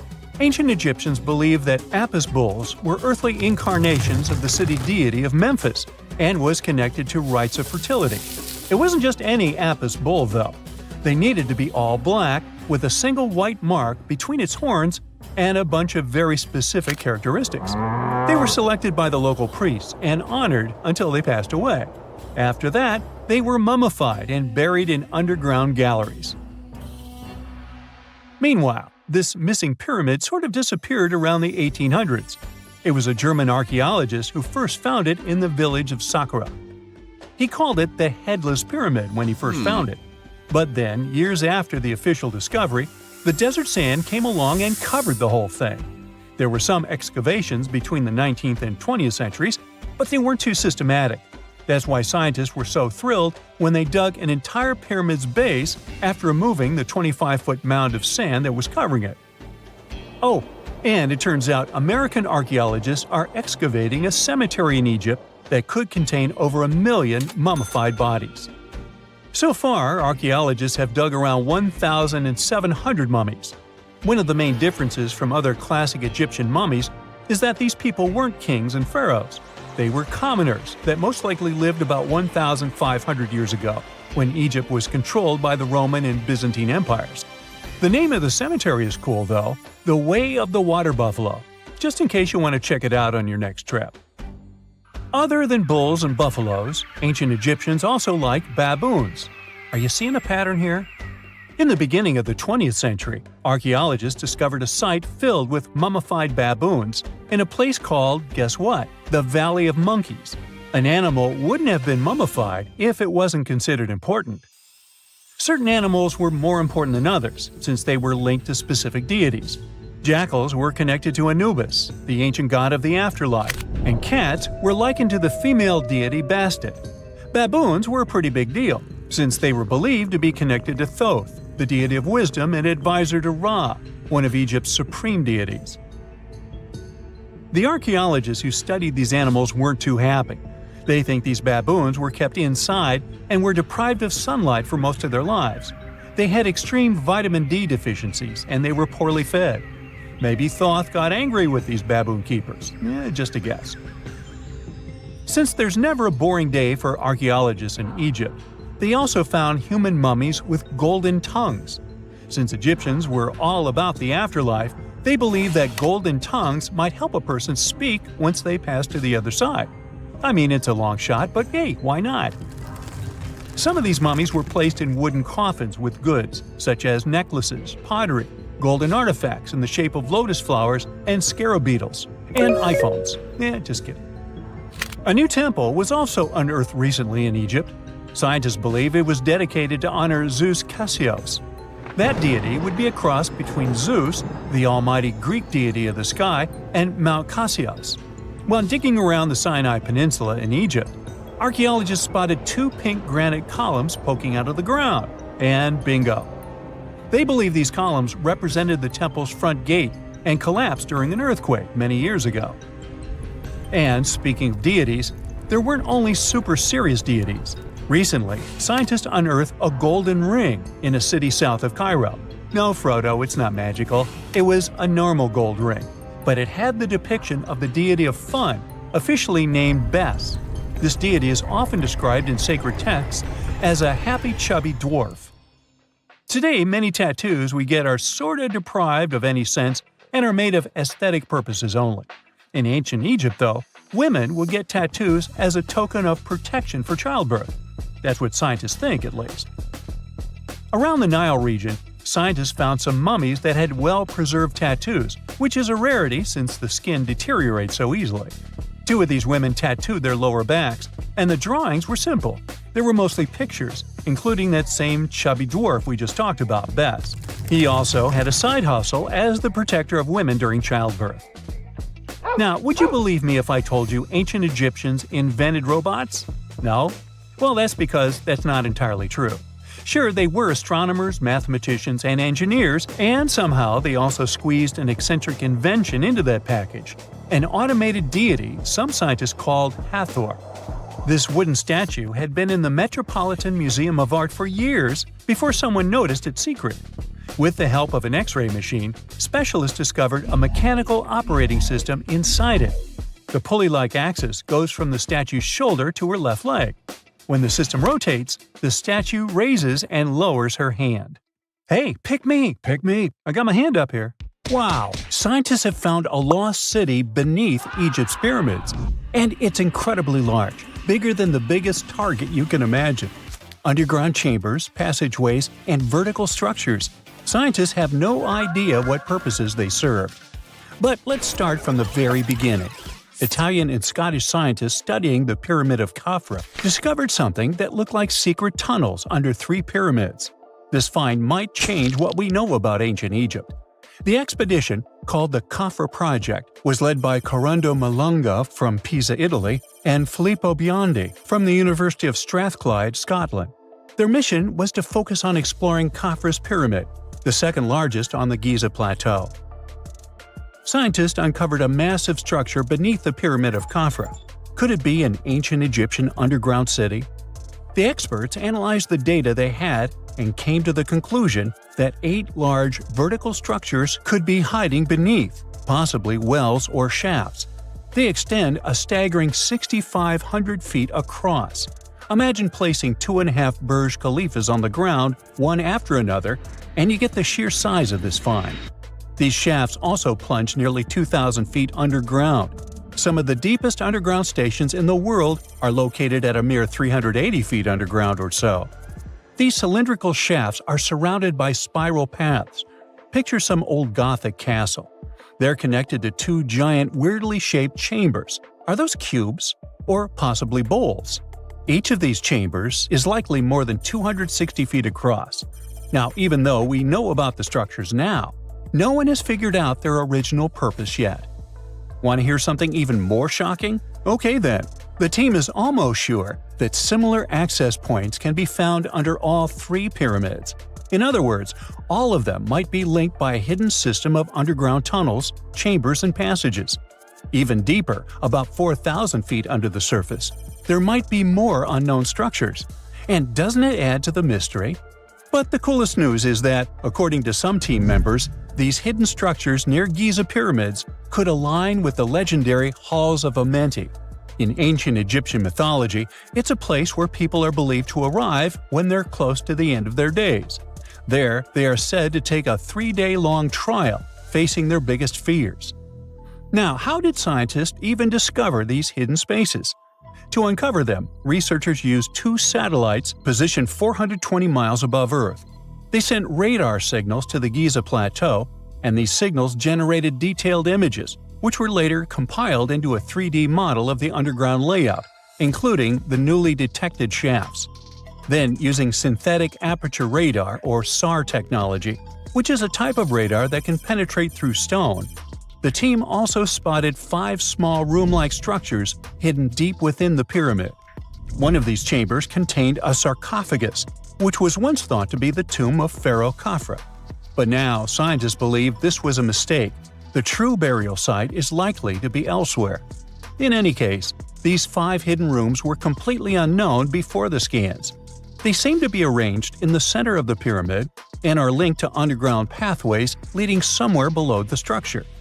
There's an opinion that these tunnels could lead to more hidden chambers and wells.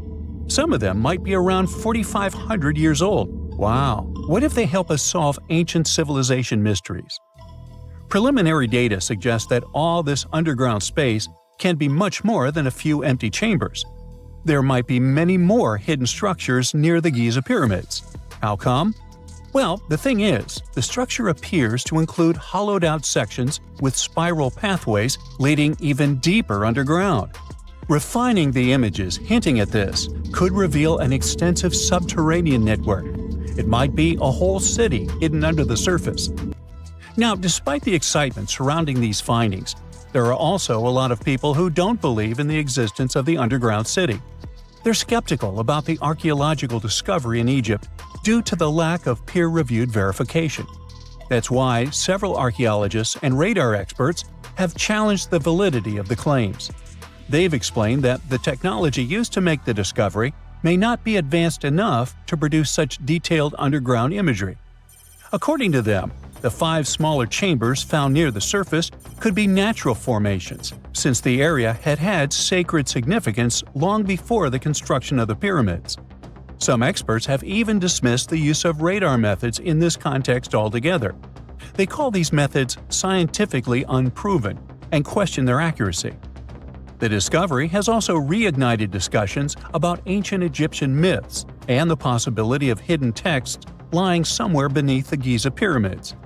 The layout of the newly detected underground chambers shares similarities with mythological accounts of the Hall of Records, a rumored chamber that could preserve early Egyptian wisdom. If confirmed, these findings could significantly reshape the understanding of Egypt's sacred topography. Plus, this lost city beneath Egypt's pyramid could become physical evidence of previously unknown underground structures. That's why the Khafre project is super eager to begin excavating to confirm their findings. But getting approval from Egyptian authorities is a challenging process. The discoveries still need to undergo peer review before they are accepted by the academic community. By the way, this recent archaeological discovery in Egypt comes on the heels of another discovery involving a weird structure beneath the Royal Giza Cemetery, which researchers believe is unnatural in origin. Archaeologists use remote sensing techniques and uncovered a mysterious L-shaped structure underground in the Western Cemetery of Giza. This area is known to house burials of royal family members and high-ranking officials. Many of the tombs in the cemetery have above-ground mastabas, rectangular stone or mud brick structures with flat roofs. But there is an area in the center of the cemetery where there are no above-ground structures. To investigate this unexplored region, the team used electrical resistive tomography and ground-penetrating radar. ERT works by sending electrical currents into the ground and measuring the resistance to detect remains. As for GPR, it sends radar into the ground and maps the structures based on the radar's return. The team found an anomaly about 6.5 feet beneath the surface. It appeared to be an L-shaped structure measuring at least 33 feet in length.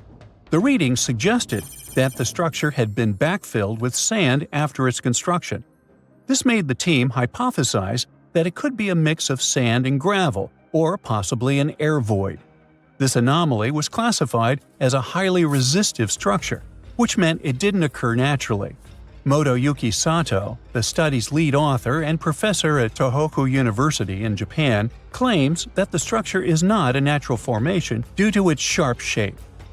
Another weird thing about ancient Egyptian pyramids is that historians have long believed that they were built primarily for royals and high-status individuals who had the wealth and power to create such massive structures. However, new research from the archaeological site of Thutmose in modern-day Sudan challenges this assumption. The thing is, Thutmose's pyramid may have served as burial sites for low-status workers as well as elites. The hard-working members of ancient communities may have found their last resting place in some of the most visible monuments, including the pyramids. Located along the Nile River in the ancient region of Nubia, Thutmose became part of Egypt after its conquest of the area around 1400 BCE. That's when Egypt established the site to strengthen its colonial control. Workers at Thutmose built pyramids, but those were much more modest than the famous pyramids of Giza. The research team reanalyzed 110 human skeletons from Thutmose, originally studied in 2012.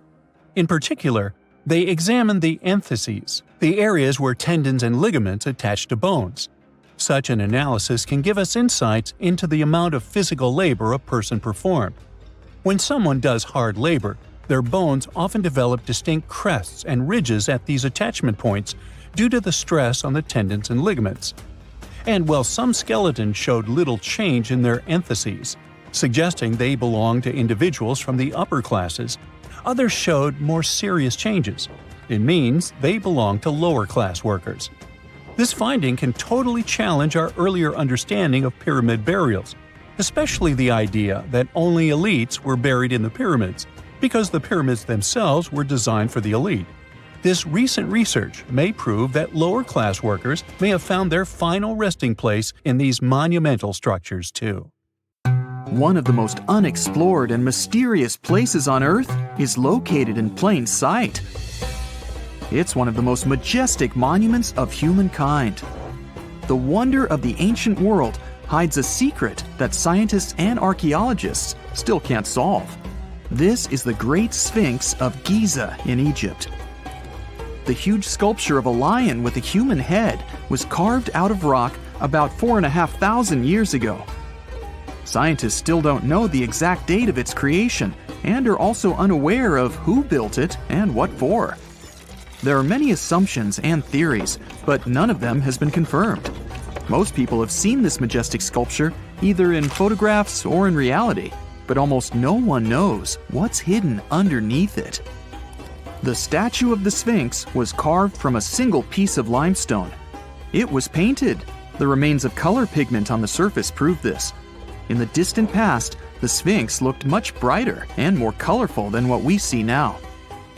But even after thousands of years, its greatness hasn't diminished. And by the way, Sphinx is not the real name. It was invented by the Greeks about 100 years or more after its creation. Initially, the Egyptians called the statue Hor-em-Akhet. There are many legends and theories saying the Sphinx is there for a reason. It's like a watchdog that guards the tomb of the pharaoh and the secrets of ancient Egypt. These legends become more plausible when archaeologists discovered hidden entrances at the feet of the Sphinx. They believe that these secret passages are the beginning of the tunnels leading to the halls with treasures. You can find a lot of stories on the internet that claim the Sphinx hides the Hall of Records. a repository filled with ancient and secret knowledge. One of the main artifacts of this repository is supposed to be the records of the ancient mythical state of Atlantis. According to legends, the entire library from this city was moved under the Sphinx. The entrance to this library must be located next to the Sphinx's right paw. Many archaeologists tried to find this entrance, but came away empty-handed. Also, there are many images with detailed diagrams of the underground city that consists of a network of tunnels and chambers under the Sphinx. Someone says there are structures as tall as 12-story buildings hiding underground, but there's no evidence of this. Archaeologists, even after millennia, continue to explore the mysterious sculpture. At the same time, many Egyptians don't want to learn more about the Sphinx. They're terrified of awakening something supernatural. In 1998, scientists discovered tunnels leading to empty caves under the Sphinx. They found evidence of earlier excavations there. It's quite possible that someone managed to find the treasures and take them away. Some people believe Egyptians found some kind of artifact under the Sphinx that has the power of unknown advanced technologies. The artifact is so powerful that it can change the course of history. Of course, most theories are just fairy tales of conspiracy fans, but it's a confirmed fact that the Sphinx hides a system of caves and rooms. There are so many rumors surrounding the Sphinx that it's impossible to understand what's true and what's false. In any case, it's difficult and dangerous to study the sculpture because active excavations can destroy it. And then the entrance to the underground rooms can get blocked by rocks and lost forever. Also, further exploration requires a lot of money, and financing is not always easy to find. But the main reason? It's too risky. There's no guarantee that people will be able to get out of the underground labyrinths. For these reasons, scientists and archaeologists have been exploring this majestic structure for so long.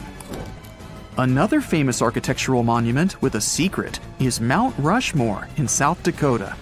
Everyone admires the images of the U.S. presidents' faces carved into the rock, but few people know that there's a secret room hidden behind the head of Abraham Lincoln. The architect of Mount Rushmore wanted to carve slabs on the rock with the record of the main stages of the country's history. But his plan was too complicated to carry out. Then he was offered to implement it on a much smaller scale, to build a secret room inside the mountain. The idea was to save this knowledge so that future generations will always remember the history of their country. Unfortunately, the architect didn't have time to finish his work. The construction stopped for several decades. But in the late 90s, the project was resumed. Porcelain enamel panels depicting the history of the U.S. were placed in the room. It's possible that these plates will be stored there forever. But people can't see them, at least for now. The room is inaccessible to tourists as it's too difficult to get inside. Another secret room is located in the Empire State Building. More precisely, it's not even a room, but a place where you can take cool photos. Almost all tourists gather on the observation deck of the 86th floor to enjoy a stunning view of Manhattan. But there's another deck with panoramic windows on the 102nd floor. There are way fewer people there because almost no one knows about that place. Fortunately, access to this deck is open to everyone. You probably won't have to wait in line for a long time to take a photo. You'll feel special because you're in such a secret place where there are almost no people. But the coolest place is even higher, on the 103rd floor. This is a spacious observation deck where celebrities get their photographs taken. It's not a public place, but if you know the right people, you can get there. There are almost no security measures on the site. Only a low ledge between you and an abyss. That's why crowds of people are forbidden from coming here. It's not so easy to get there, and you're unlikely to succeed without a guide. First, you need to choose the right elevator that will take you there. Then you'll go through several engineering rooms filled with pipes, electrical panels, and other technical stuff. The final part of your way is a set of stairs inside a tiny corridor. And here you are, at the top of New York. Now we're in Paris. See the Eiffel Tower? Inside it, there are restaurants and observation decks. But if you try hard, you can find a secret apartment. Now it's a museum, but it was built so that people could live in it. The architect of the tower, Gustav Eiffel, created this apartment in 1889 for himself. It's almost at the very top of the Eiffel Tower. Imagine what a beautiful view he observed every day. He was the first and only tenant. No one else could gain access to this place. When the architect passed away, the apartment remained empty for a long time. Only recently, they restored it and turned it into a museum. Inside, the epoch of the last century is recreated. They even put wax figures of Gustav Eiffel, his daughter, and the American inventor Thomas Edison inside the room. This place is filled with an endless stream of passengers, office workers running late, visitors from other cities, noise, and train whistles. At Grand Central Station in New York, among all these sounds, you can hear the sound of a ball hitting a racket, if you're in the right place. A real tennis court is hidden inside New York Central Station. It belongs to a tennis club that arranges corporate games for employees of many companies. The club was opened in the 60s. Now we're moving to London, Charing Cross Road. It isn't easy to find one secret place here. To do this, you need to look carefully at your feet. Do you see these sewer grates in the asphalt? Inside them, you can notice two signs with the name Little Compton Street. Yeah, there's another street right below you. It disappeared from all maps at the end of the 19th century. Charing Cross Road was built over it. The identification signs that you see are part of old engineering tunnels. There's another interesting place in London. It's located in the southeast corner of Trafalgar Square. At first glance, it looks like a thick lamppost, but there are too many tourists walking around. You come closer and realize that one person can easily fit inside the post. The lamppost belongs not to an electrician, but to a police officer. Yeah, this is the smallest police station in the world. It was built in the 1930s and used as a watch post.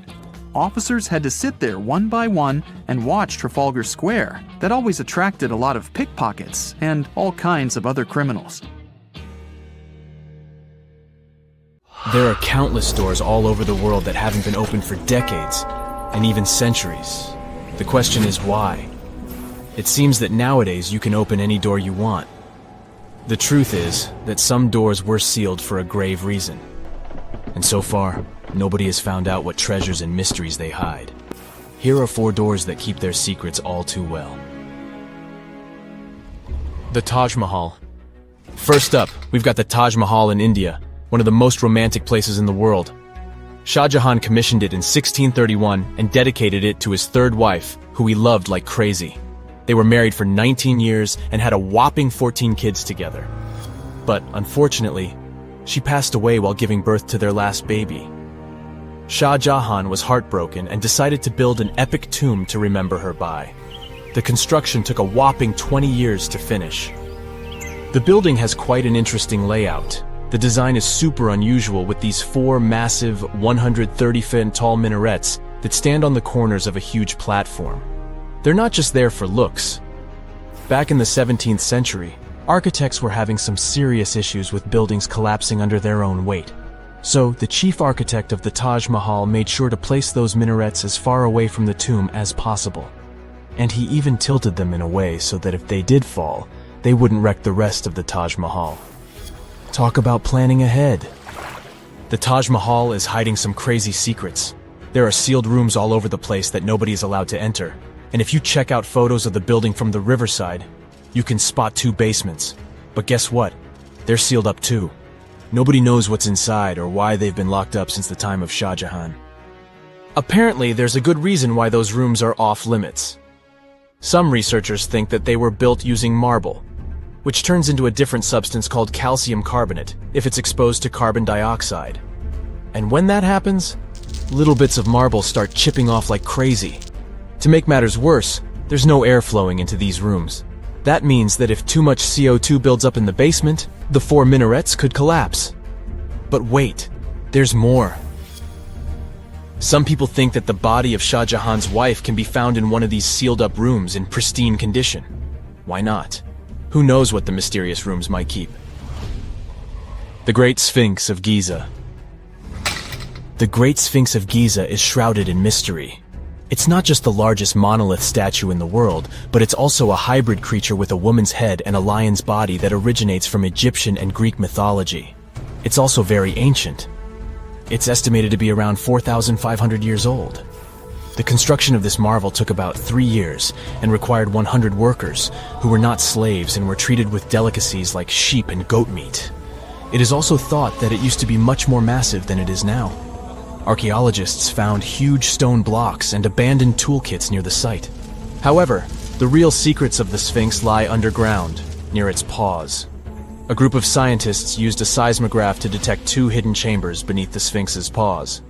Some people think that these rooms might be the legendary Hall of Records, which holds ancient scrolls revealing the secrets of the universe. I mean, that's way cooler than any library I've ever been to. Rumor has it that the Egyptians even had info on Atlantis stashed down there, which is like a super old version of a conspiracy theory. Unfortunately, we can't go on an adventure to check it out just yet. The chambers presumably have 2 entrances, but both remain sealed. The researchers haven't yet received the green light to check out their theory. Let's hope they won't keep us in suspense forever. Sri Padmanabhaswamy Temple. This temple is located in the beautiful state of Kerala in India. This temple is famous for more than just its breathtaking beauty. Underneath the temple there are 6 vaults, creatively named A, B, C, D, E, and F. The enormous iron doors to these chambers add to the mystery of what's behind them. A few years back, the authorities decided to open these vaults to the world, but it wasn't an easy task. You can't just open the doors and enter the vaults. It required a lot of work. It took them a while, but finally, in 2011, they opened 5 of the 6 chambers. And guess what they found? Tons of treasure. Bags of gold, precious gemstones, and priceless diamond jewelry. The estimated worth of everything found in the vaults is a whopping $1 trillion. It's like the temple was the real-life inspiration for Aladdin's Cave of Wonders. But wait, I said 5 of the 6. What happened to the last one? Vault B has remained closed, but not for lack of trying. They simply didn't manage to open it. There is even a belief that it's fatally cursed. Legend says that only a saint or sage can break the curse by chanting a specific mantra. But no one has been able to do this yet, presumably because we don't have saints or sages at our disposal. There is also rumor that in the 30s some temple invaders tried to enter Vault B to do some good old looting. But they never reached their target.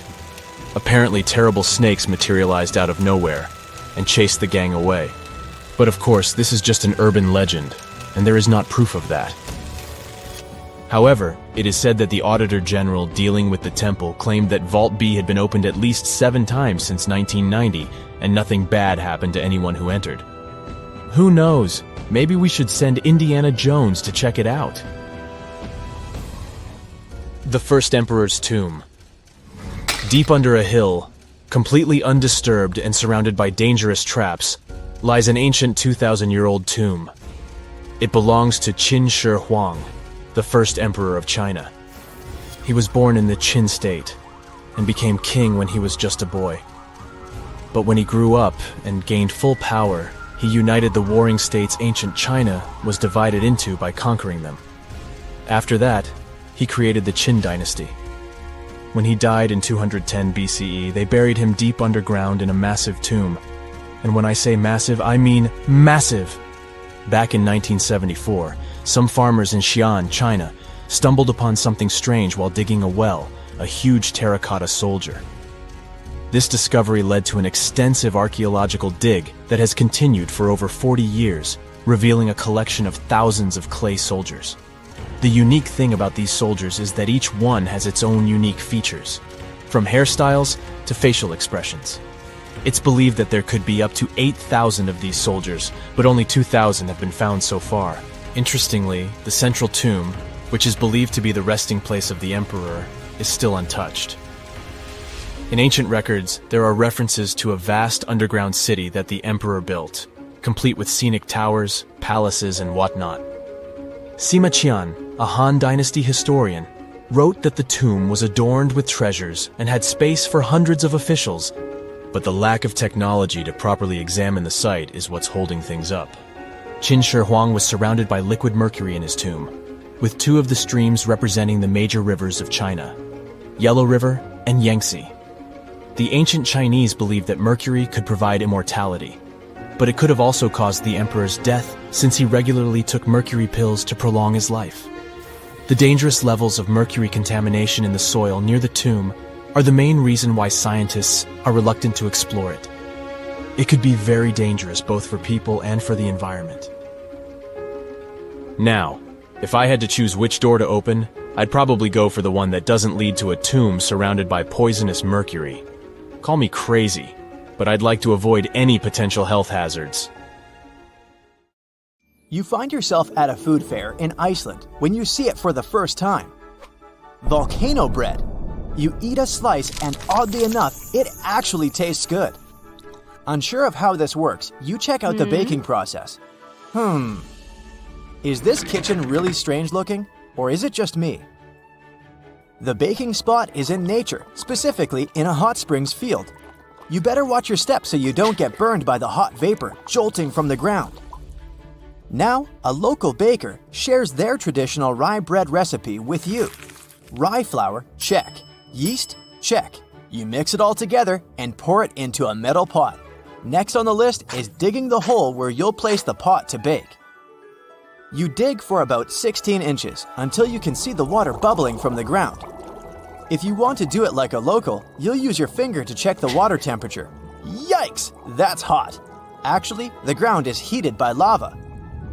Iceland is one of the most volcanic regions in the world, with over 30 active volcanoes at any one time. After you bury the bread in volcanic soil, you leave it there and wait 24 hours until it's ready. The next day, the bread is fully baked and super tasty. And the best part is, you just participated in an ancient Icelandic tradition. People have been doing this since at least the 1800s. Imagine it's your first day of work in a museum, and your assigned task is to clean the mask of Tutankhamun. You grab your cleaning utensils and then, oh no, this can't be happening. You just broke Tutankhamun's beard. I never wish this to happen to anyone, but this is actually a true story. Back in 2014, an employee at the Egyptian Museum knocked off the beard of Tutankhamun's mask and glued it back on, hoping no one would notice. This mask was discovered in 1922 and is considered one of the 10 symbols of our human civilization. Oh, and the best part of this story? It took historians until 2016 to discover the poor glue job. So, if you visited the museum between 2004 and 2016, maybe you saw the glued beard. If I say Sahara, what comes to mind? An infinite desert landscape, right? Well, according to scientists, the Sahara isn't always a desert. From time to time, it becomes green. But you probably won't be seeing this in your lifetime.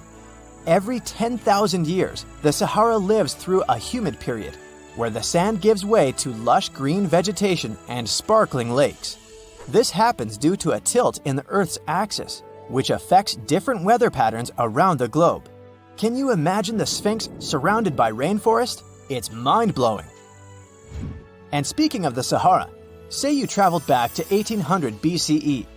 If you timed it right, you might get to see the construction of the so-called Black Pyramid in the city of Dashur. These are not the famous Giza pyramids, but they serve the similar purpose of being a final resting place. In 1892, archaeologists excavating the area found an important part of the Black Pyramid that was lost for centuries. The benben, also called a pyramidion, was the tip of ancient Egyptian pyramids. A benben consists of a solid block, usually made of limestone. Most of them were covered with gold and reflected the first rays of light from the sun every day. Can anyone get me a time machine, please? Remember when you ate something really spicy, your cheeks turned red? Apparently, that can happen to birds too. For example, canaries can change colors after eating peppers. These birds have a special pigment that allows them to switch shades depending on their diet.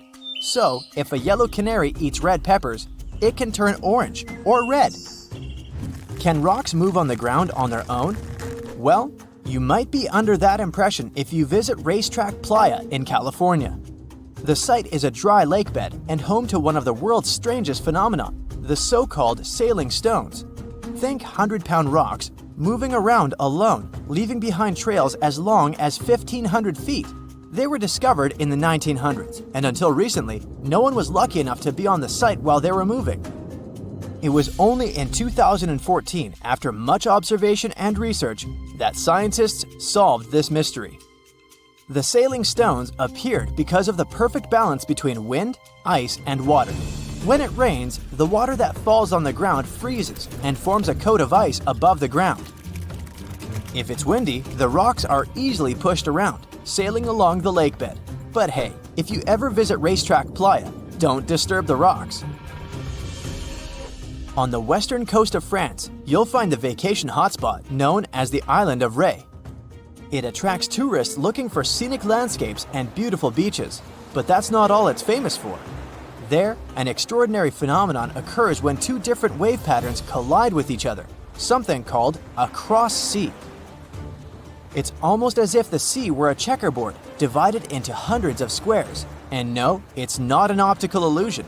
A cross sea only happens in places where different quality waters meet. For a tourist to see the cross sea in Ré, this probably means that there was a storm in a different sea nearby. This stormy water travels with the help of currents and meets the water of Ré, creating these oddly shaped riptides. Oh, and apart from this island and Israel, there's nowhere else in the world where you could see such a thing. The following sight will either give you goosebumps or make you marvel at its weirdness. I'd say it depends on the time of day you visit. Next to the small town of Gryfina in Poland, you'll find a very unusual sight, a pine tree forest where each tree is bent at its base.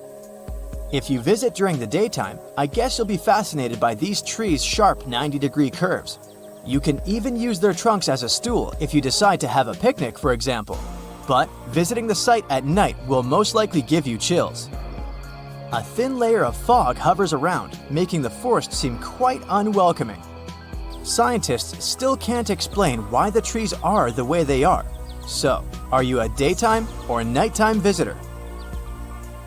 You went for a hike and suddenly encountered a big cloud of fog. This may ruin your photo ops, but there's one thing you can hope for. Foggy days are the perfect conditions for a phenomenon called fog bow, otherwise known as a white rainbow. This happens because of numerous tiny water droplets that cause fog, smaller than 0.002 inches. So, instead of the multicolored bow, you get a transparent one, with red outer edges and a bluish inner edge. Now, say you're roaming in a little town in Europe, appreciating the century-old buildings and good summer weather. You feel hungry and decide to type into your Google Maps the name of that restaurant your friend recommended. Ah, it's only 10 minutes away by foot. You follow the blue dot on your GPS and arrive at your destination, quick and easy. We all love this free piece of technology, don't we? But what if I told you that the US spends over $2 million daily to maintain the satellites to make it work? Yep, that's the price. And to implement it, they spent over $12 billion US. Have you ever heard of something called a natural snowball? This could be proof that nature is really perfect. In 2016, the beaches of the Gulf of Ob in northwest Siberia were filled with rows of giant snowballs. Think balls measuring up to 3 feet across. This rare, yet beautiful natural phenomenon happens when small pieces of ice are rolled by strong winds and water. The further they roll, the more ice they gather, and the more that ice is polished. They end up as giant, perfectly shaped snowballs. They look pretty amazing on their own, but it's quite a sight when hundreds of them are together. This summer, you finally decide to go on that once-in-a-lifetime round-the-world trip. The first stop of this exciting adventure is in Europe. You start your journey in Italy, the country of pasta and pizza and delicious gelato. Ah, there it is, the world-renowned Leaning Tower of Pisa. You buy your ticket and get inside the crooked monument. You're about to climb 251 slippery stairs, so watch your step and don't forget to breathe. The white marble stones are astounding, and from time to time, you peep outside to enjoy the view of the city. Congratulations, you've made it! You've reached the top of the bell tower and can take all the selfies you want. The Leaning Tower of Pisa is one of Italy's most iconic landmarks. During your hike up the stairs, a guide tells you it's actually a medieval monument. It was built between the 12th and 14th centuries, taking over 200 years to finish. And in case you're wondering if it's always been tilted, I can say without a doubt, yes it has. Once they finished the third floor, the bell tower started sinking. The thing is, the very name Pisa comes from the Greek word that means marshy land. The ground there is extremely soft, made of clay, mud, and sand. And architects have been trying to save the day ever since they built the tower. At the top of the 185-foot-tall monument, you take your time admiring the city. How many terracotta rooftops can you count? If you walk toward the south side of the monument, you may feel closer to the ground. This is because the Leaning Tower of Pisa tilts toward the south. At one point, it leaned almost 5.5 degrees and still didn't fall. Today, when you visit the monument, the guide might tell you the tower is leaning less. A few years ago, the world's best architects and engineers did some construction works next to the monument to keep it from falling over. They dug several tunnels and took out over 38 cubic meters of soil from under the north side of the tower. So now the tower is tilting at an angle of only 4 degrees. So, if you want to take one of those classic photos where you're holding up the tower, you better hurry. Who knows how long the tower will still be leaning? Now it's time for you to make your way to Rome. This city is basically an open-air museum, and you have to check it out for yourself. It's scalding hot, but you're lucky. Today, you're visiting the baths of Caral. Are you ready for an authentic ancient Roman experience? You enter through what once was a locker room. You'll have to use your imagination. Today, you'll only see 130-foot-tall brick walls here. Romans of every class would spend an hour or two in the baths every day. They would come after a long day at work or before dinner. Imperial bath complexes, such as this one, were usually free, but you had to pay an admission fee. Leaving the locker room, visitors would stop in a heated room where they would receive oil and scrub massage. Then, some people would move on to one of 2 exercise yards. Can you see how ample they were? Here, there were elaborate marble porticos, and you can still see a few fragments of the mosaic-colored floor. If you were in the mood for something more intellectual, you could stop to listen to a philosopher or visit one of the libraries. Now we've arrived at the most impressive room, a caldarium. It was a circular hot-steamed room measuring 115 feet in diameter. It had not 1 or 2, but 7 heated pools inside. Above your head, you'd have seen a magnificent dome supported by large granite columns. The entire structure was richly decorated with multicolored glass mosaics and the finest white marble. The complex also housed an indoor Olympic-sized pool with waist-deep water. Today, you can only admire a few reddish walls made of brick and concrete. Emperor Caracalla, like many other Roman emperors, built a mega-complex, and it sure made people happy. After a long international flight, you arrive in Egypt. Get ready for some camel rides and juicy dried fruits. Does anyone here love dates? You leave your hotel at dawn and make your way to the outskirts of Cairo. You drive past the Nile River toward the west bank. Don't forget to take some pictures. In the distance, you spot a large monument. It's the Great Sphinx of Giza. Can you believe people created this monument over 4,500 years ago? Once you get closer, you see the Great Pyramids just north of the Sphinx. You learn that, unlike the pyramids, the Sphinx was carved directly from the bedrock of the Giza Plateau. Until today, it's one of the largest statues in the world, measuring 66 feet in height and 240 feet in length from paws to tail. The face of the Sphinx looks a tad beaten today, but according to archaeologists, it wasn't always like that. A Photoshop reconstruction of the Sphinx gives it a very different look. As you can see, at one point, the Sphinx's nose was chopped off together with parts of the chin. Scientists believe that the statue is a representation of the great pharaoh Khafra. This is why its face resembles a human so much. Just below the eyes, a dark carved line was added to represent the charcoal eyeliner ancient Egyptians used to wear. Fun fact, this wasn't only a beauty habit. It protected their eyes from ultraviolet rays. In a desert region that gets so much sunlight, this might come in handy. Until today, researchers debate whether or not the Sphinx had a beard. Many believe that if it was meant to depict a pharaoh, it most likely had a braided beard that got destroyed by erosion or humans. Even today, you can still see the remains of a regal headdress on the head of the Sphinx. These head ornaments were associated with power and royalty. Now imagine that the stripes are blue and gold. This is probably what it looked like when the monument was first constructed. There's no evidence of how long it took to build the Sphinx, but it was likely very long, as the carved details are pretty impressive. If you're lucky, your guide might take you to one of the secret chambers inside the statue. If they're real and not just a myth, I mean. The crystalline waters of Greece. Whether you arrive by boat or plane, you're in for a real treat. This is the focal point of archaeological sites. You arrive at Mandrake Marina and port, but wait a minute, you don't see any monuments around. The Colossus of Rhodes is nowhere to be found at first glance. That's because it was destroyed long ago. Before tumbling down during a mighty earthquake, the great statue was considered one of the 7 wonders of the ancient world. If you saw the Colossus in a picture, you would probably mistake it for Lady Liberty. Well, that's actually not a coincidence.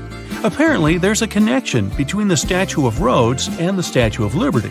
They were both built as symbols of freedom, and Lady Liberty is often referred to as the modern Colossus. The Colossus stood at 100 feet tall, but today all you see is a concrete jetty with a huge gap in the middle. Now imagine a bronze statue straddling both ends of the bridge. The Colossus was built back in the 3rd century BCE, and 900 camels took part in the construction. The statue existed for approximately 54 years before it was ruined by a powerful earthquake. It hit the city so hard that all that was left of the statue was one very large foot. Even so, people kept visiting the monument. Are you ready to head home? Thanks for joining me on this journey, and don't forget to tell me what your favorite site was. See you next time! You hear the word Paris, and a picture of the Eiffel Tower comes straight into your mind, or croissants. Or maybe you imagine going on a romantic stroll in the city of love, or croissants. But not many know that right below the bustling city of Paris, there is a series of underground passages, the catacombs. They're home to the remains of more than 6 million people. Whoa! But it wasn't always like that. Paris used to be a vast swamp. It was because most of the city was submerged in water at one time. Due to this, once the areas rose to the surface, the ground became rich in minerals, the most important being limestone. To extract it and use it to develop Paris, underground mines were dug up somewhere around the 14th century. They were dug horizontally to prevent collapse and to deal with the weight of the ceiling. Most of these mines were set up on the right side of the River Seine. Soon, Paris started expanding beyond its old city walls. Here's where it got tricky. The city started building on top of the land where they had dug all those tunnels. This caused some big problems, like the ground collapsing. In 1774, one of the roads in the suburbs collapsed about 100 feet into the ground. Due to rising safety concerns, officials decided to abandon the mines. The quarries were checked, and the tunnels were renovated to avoid future disasters. The bones ended up in the tunnels because of another major problem Paris faced a few years later. The growing population of the city caused an increase in the number of bodies. Cemeteries became overcrowded, and the city was actually so bad that at one point, bodies could not be taken care of properly. They started to rot and spread harmful bacteria. So, those who were in charge of Paris got an idea. They picked a new spot that was like a secret hideout for bones, one of the old mines. The process of moving the bones from cemeteries to the tunnel started in the late 1780s. They began with the biggest cemetery in Paris, the Saint-Innocent Cemetery. They didn't want to scare people, so they moved the bones at night. The remains went into two big holes in the ground and then got stacked in the tunnels by the quarry workers.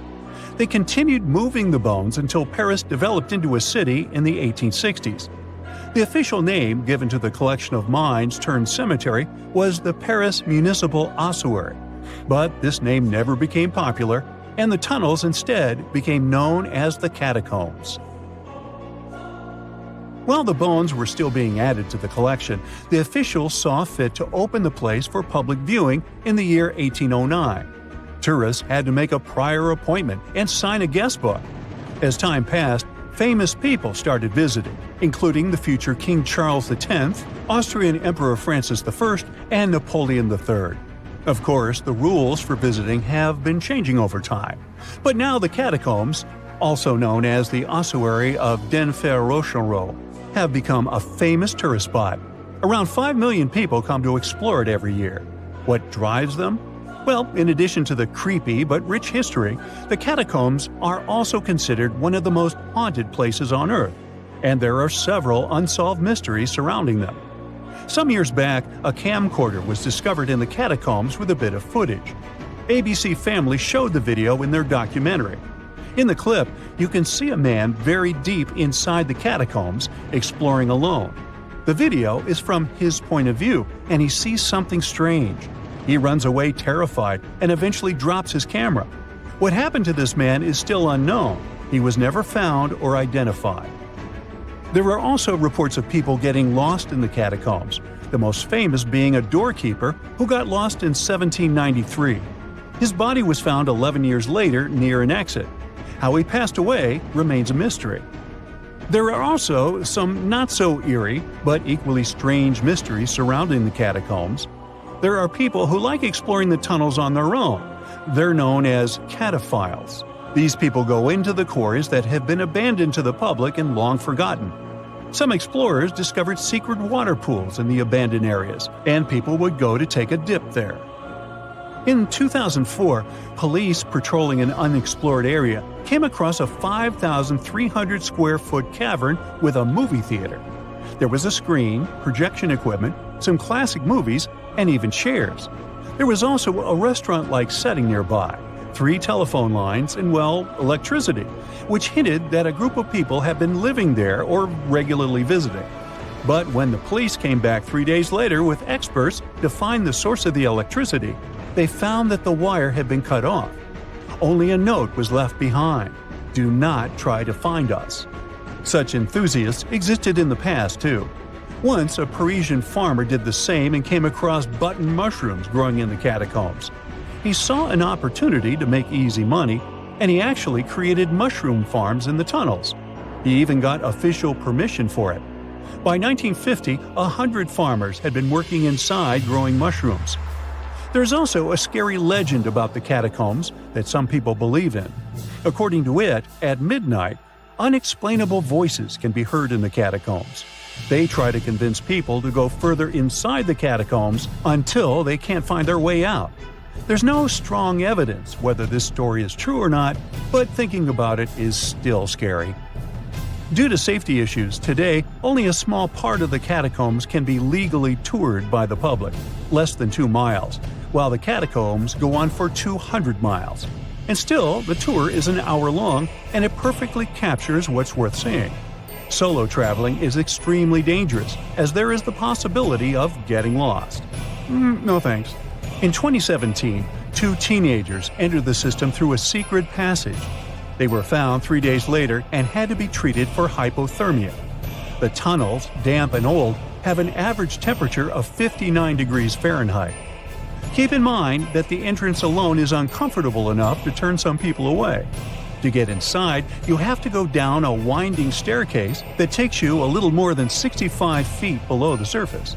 In the beginning, you find yourself in a well-lit room filled with interesting information and displays. But as you move forward, the place gets eerily silent. You pass through a creepy entrance that boldly declares this in French, which when translated English is something like, "Stop, this is the Empire of Doom." It's not exactly a warm welcome, and that's because the Paris catacombs are known for their haunted reputation. As you move deeper, the sounds of the world above fade away, and soon you are surrounded by the silence of the earth below.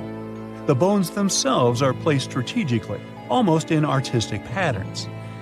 This was the idea of a man who was once in charge of the place. He turned the bones into a kind of underground museum with cool structures like columns, plaques, altars, and even some weirdly shaped forms that some people consider art. Popular all year round, the catacombs become particularly loaded around Halloween. People organize special parties or events near the place too. But the most bizarre thing was offered by the catacombs themselves through Airbnb. The famous rental service allowed 2 guests to sleep in the catacombs. They were offered a bed for Halloween night and breakfast. Upon checking in, they were told tales and the history of the catacombs. This way, they went to bed fully aware of the fact that they were sleeping among the remains of 6 million people. Yes, it remains to be seen. It's 1898, and you're taking part in excavations in Saqqara. This place, not far away from Cairo, is full of ancient tombs and pyramids. You're in your Indiana Jones mood and hope to find something really phenomenal to become famous. Gold, manuscripts, treasure maps, mummies of famous pharaohs. Wait, a wooden bird? You're really disappointed as it looks like a regular toy. An old one, but still. Little do you know that years later, someone would propose that your bird was actually an ancient monoplane. So the artifact, nicknamed the Saqqara Bird, is made of a sycamore tree. The birdie has a wingspan of just 7 inches and weighs around 40 grams. A perfect original souvenir from Egypt, I would say. It's over 2,000 years old and looks pretty plain, without any carvings of feathers or other intricate ornaments. It has a beak and eyes though, which makes our find look like a hawk, the emblem of the deity Horus. Its tail is rather unusual as it's squared, looks weirdly upright, and it seems like the sunken part of it was the place for a now missing piece. Humans love solving a good mystery, so there have been several attempts to explain the use of the birdie. First, quite simply, is that it was a ceremonial object. The second idea is that it was a toy for a child from some well-off family. It could have been some sort of boomerang, which was a popular concept in ancient Egypt. Then there was a theory that the bird had been used as a weather vane. But this one has been debunked as the figure doesn't have any holes or markings, except for the one made at the museum in Cairo to fix the exhibit on a stick. So there was no way to hang it in the past. Almost a century after the bird was found, Egyptologist Dr. Khalil Masiha proposed a new theory that it could have been a model of a monoplane. He believed the bird was missing a horizontal tailplane. Otherwise, it had its wings set at a right angle, similar to that of modern planes. It could have worked to generate the aerodynamic lift necessary for flights. Dr. Masiha also claimed that it was common at that time to place miniature models of technological inventions in tombs. So, did the ancient Egyptians really invent the plane in 200 BCE? That would make the Wright brothers, who are considered the inventors of aviation, really upset. They made one of their first flights only in 1903. There's just one way to know for sure, and that is to test the model. But you know, the ancient museum in Cairo would unlikely let one of their cherished exhibits fly around like a toy. That's why glider designer Martin Gregory built a similar model, this time of balsa wood, and concluded that even with the missing tailplane, the plane wasn't much of a flyer. Case solved? Not really. This didn't sound convincing enough to the History Channel, so they invited an aerodynamics expert to build another replica of the bird. He tested it in weather conditions similar to those in Egypt and was impressed with the little plane's abilities. So, if they did invent the prototype of a plane back in the times of pharaohs, it would be a good example of an oopart. That's an out-of-place artifact, an object that's way ahead of its time in terms of technology or history. And the Saqqara Bird isn't the only example of such a revolutionary concept. In 1901, a group of divers retrieved the Antikythera mechanism from an underwater shipwreck near the Greek island of Antikythera. It's been dubbed the world's first analog computer, and it's currently dated around 100 BCE. The bronze mechanism could tell the position of the sun, moon, planets, and stars, as well as the lunar phase, the dates of upcoming solar eclipses, and even the speed at which the moon moves through the sky. No one's sure who used it and how or where it was made. But it's obvious that it's extremely precise and way too advanced for its time. The first flushing toilets in the world were invented in the middle of the 20th century. Just kidding. The ancient Minoans on the Mediterranean island of Crete and the Indus Valley civilization both came up with this brilliant invention at the same time, around 4,000 years ago. The plumbing and sanitation were so well done that no one managed to design anything better until 2,000 years later. One ancient Minoan lavatory was discovered at the Palace of Colossus. It looks like it had a wooden seat set over a tunnel that directed water from a rooftop reservoir to an underground sewer. Other varieties got water from jugs. Only the super rich people could afford all this glory. So if you wanted to shop for real estate back then, the flushing toilet would be a telltale sign you were in the rich neighborhood. Automated doors became a cool, seemingly new invention back in 1931. But the technology behind them is actually much older. Think the 1st century CE old. Mathematician and engineer Heron of Alexandria came up with a hydraulic system to open and close temple doors. To bring it into action, you need to light a fire to produce heat. There was a brass pot under the fire, half filled with water. The inventor connected the brass pot to containers that acted as weights. When the fire was burning, the water moved into the containers. They went down and pulled the ropes. It was nothing like a supermarket door that opens in front of you before you even have time to think. Heron's door took hours to open, and there was no way to stop the process. That's why they only opened the doors once a day before people entered the temple, to add some mysticism at the temple during ceremonies. Spooky. Looks like the first ever battery was invented in Baghdad around 2,000 years ago. A German archaeologist found this oval-shaped clay jar in 1938. Scientists are still not sure what purpose it served and who exactly invented it. There is a theory that it was used for electroplating objects with precious metals. When they filled it with a weak acid like vinegar, the battery produced around 1 volt of electricity. Another theory says it was a vessel for sacred scrolls. Would you like to buy contact lenses designed by Leonardo da Vinci himself? In 1508, he invented a glass lens with a funnel on one side. You were supposed to wear it with water inside to improve your vision. Sounds a bit uncomfortable, doesn't it? So, around a century later, French scientist René Descartes decided to improve the idea and make the cornea contact the future lenses. Contacts because they contact your eyes, get it? The glass tube with liquid did help improve vision, but blinking was sadly impossible.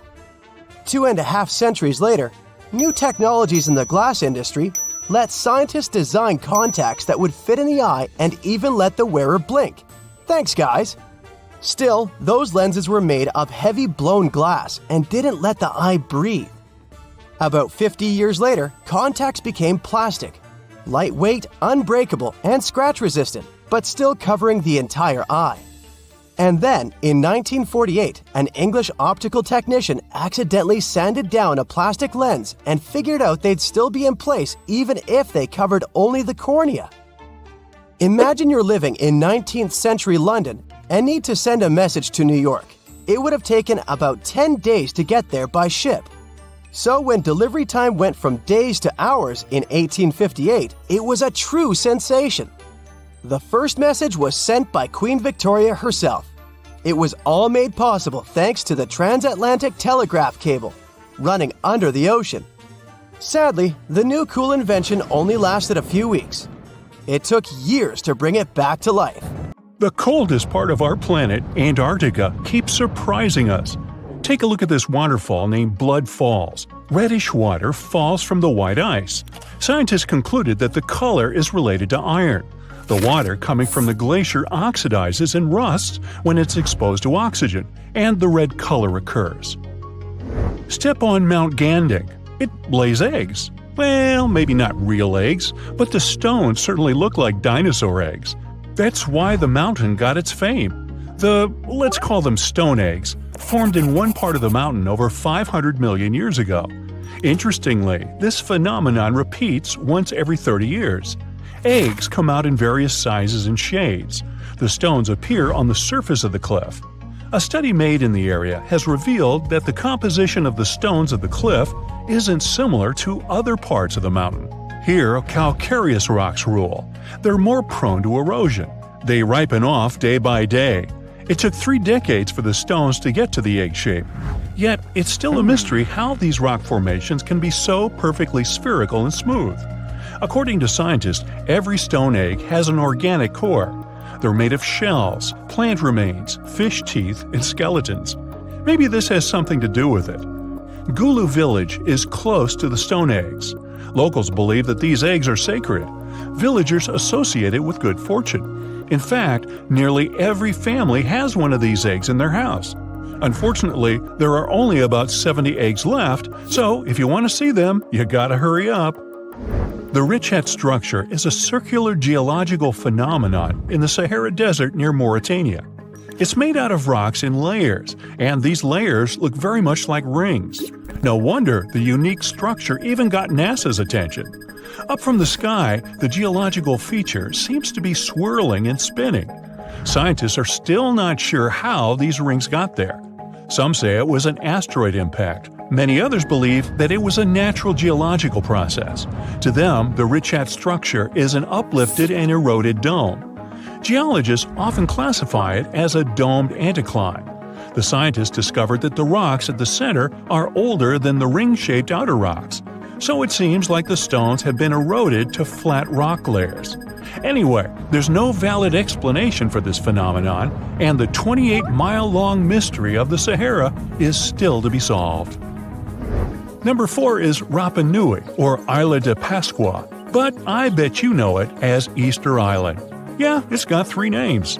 It was discovered by Jacob Roggeveen, who actually never intended to look for that island.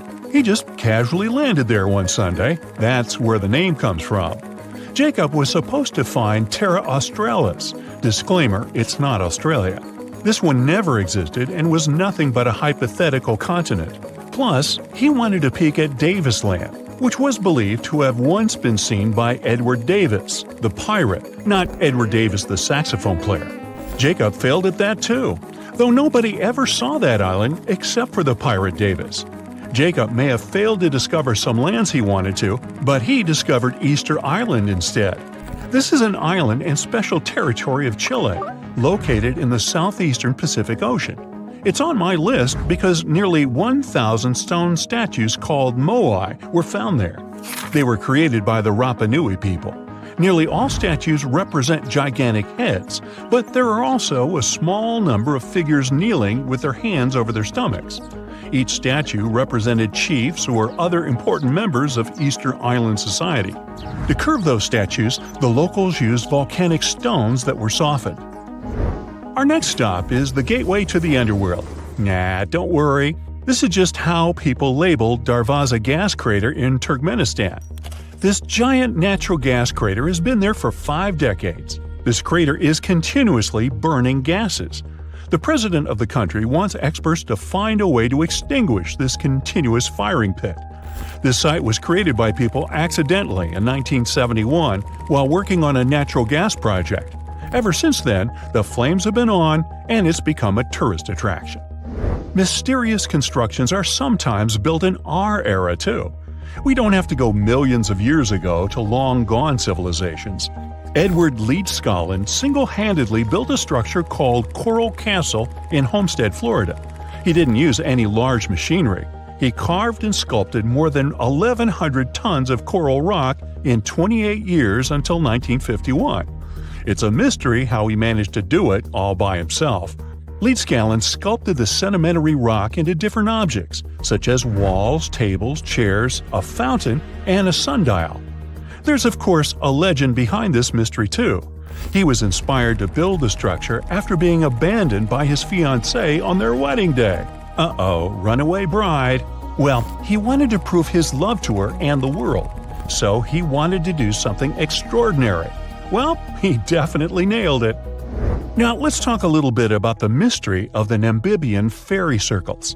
There are millions of circular patches in hundreds of miles, ranging from 10 to 65 feet in diameter. They're called fairy circles because they look like a fairy or an otherworldly creature made them. These are essentially oval-shaped soil surrounded by grass. There are a lot of local beliefs surrounding the creator of these marks, yet science says something else. Biologists and mathematicians have been puzzled by the mystery of the Namibian fairy circles for decades. There is more than one theory to explain this phenomenon. Here's one popular theory. The water is limited in the desert, so plants compete to reach the water. Some plants expand and thrive into a patch, but smaller plants nearby cannot get the necessary water to live. In the end, some vegetation disappears, and the remaining ones stay at the patch's edges. That's why they form such regular distant gaps. What if I tell you that there is a hill in Leh City, India, where instead of rolling downwards, things roll uphill? It's an optical illusion. The road looks like it's a sloping hill because of its surrounding landscapes, yet the road actually goes down. These kinds of hills are called magnetic hills or gravity hills. Scientific explanations vary. The most common theory says that the hill has such a strong magnetic force that it can pull cars in the vicinity. Now, how about seeing some flaming rocks? Yanartash spread over an area of over 3 square miles. The place is located on a rocky mountain in southwest Turkey near the town of Caral. Yanartash got its name from its appearance. It literally means flaming stone. The rocks have been flaming for at least 2,500 years, and they'll probably keep burning for the coming decades. The mountain where the rocks are is an inactive volcano, so it's full of tiny fumaroles that release gases such as methane. The gas ignites when it comes into contact with oxygen and creates the flaming effect. And by the way, back in the day, sailors used the flames as a natural lighthouse, as it's really close to the sea. Today, it's more of a tourist attraction, though. Hikers love it too. Now, walk on this frozen Lake Abraham in Canada. In winter, the frozen water gets filled with ice bubbles. It looks magical, but these white orbs aren't that safe. They consist of flammable methane gas. Ew. Beauty can be misleading. The next one is from Racetrack Death Valley, USA. There is a dry lake bed with moving rocks. Now these odd rocks look as if they've been pushed or dragged by someone or something. They leave both a trail and a mystery behind. The force behind all this is now understood. Surprise! It's the wind and some ice. Scientists say the wind pushes the rocks during brief windows when the soil is covered with ice. Now, I can't help. And now we're off to almost 5,000 years ago. Let me take you to ancient Egypt, where back in 2550 BC, guess what? The construction of the Great Pyramids of Giza started. People learned to build cathedrals and skyscrapers, but it wasn't until recently that these massive buildings appeared. It's still a mystery to even modern scientists how these pyramids were built 5,000 years ago. No wonder they are one of the 7 wonders of the ancient world. They're also the oldest of them and the only wonder of the ancient world that still exists in the 21st century. It must have taken a lot of cooperation to build a thing that massive, even for today's metrics. But the Giza pyramids weren't the first pyramids ever. The first one, called the Step Pyramid, was built around 80 years before the first pyramid of Giza in 2630 BC for King Djoser. It wasn't meant to be extraordinary, but ended up being quite impressive. It was a pyramid of 6 stepped layers of stone. It was 204 feet high, which is as tall as a 19-story building. And it was the tallest building that existed at that time. It wasn't just a pyramid though, it was surrounded by a whole complex of buildings, including even courtyards. In ancient Egypt, people believed in the afterlife, so everyone, especially kings, wanted to make sure they had everything they needed to get ready for it. Here's why the pyramid complex was perfectly supplied with a lot of objects people used every day. The complex included a pyramid and a kind of a palace.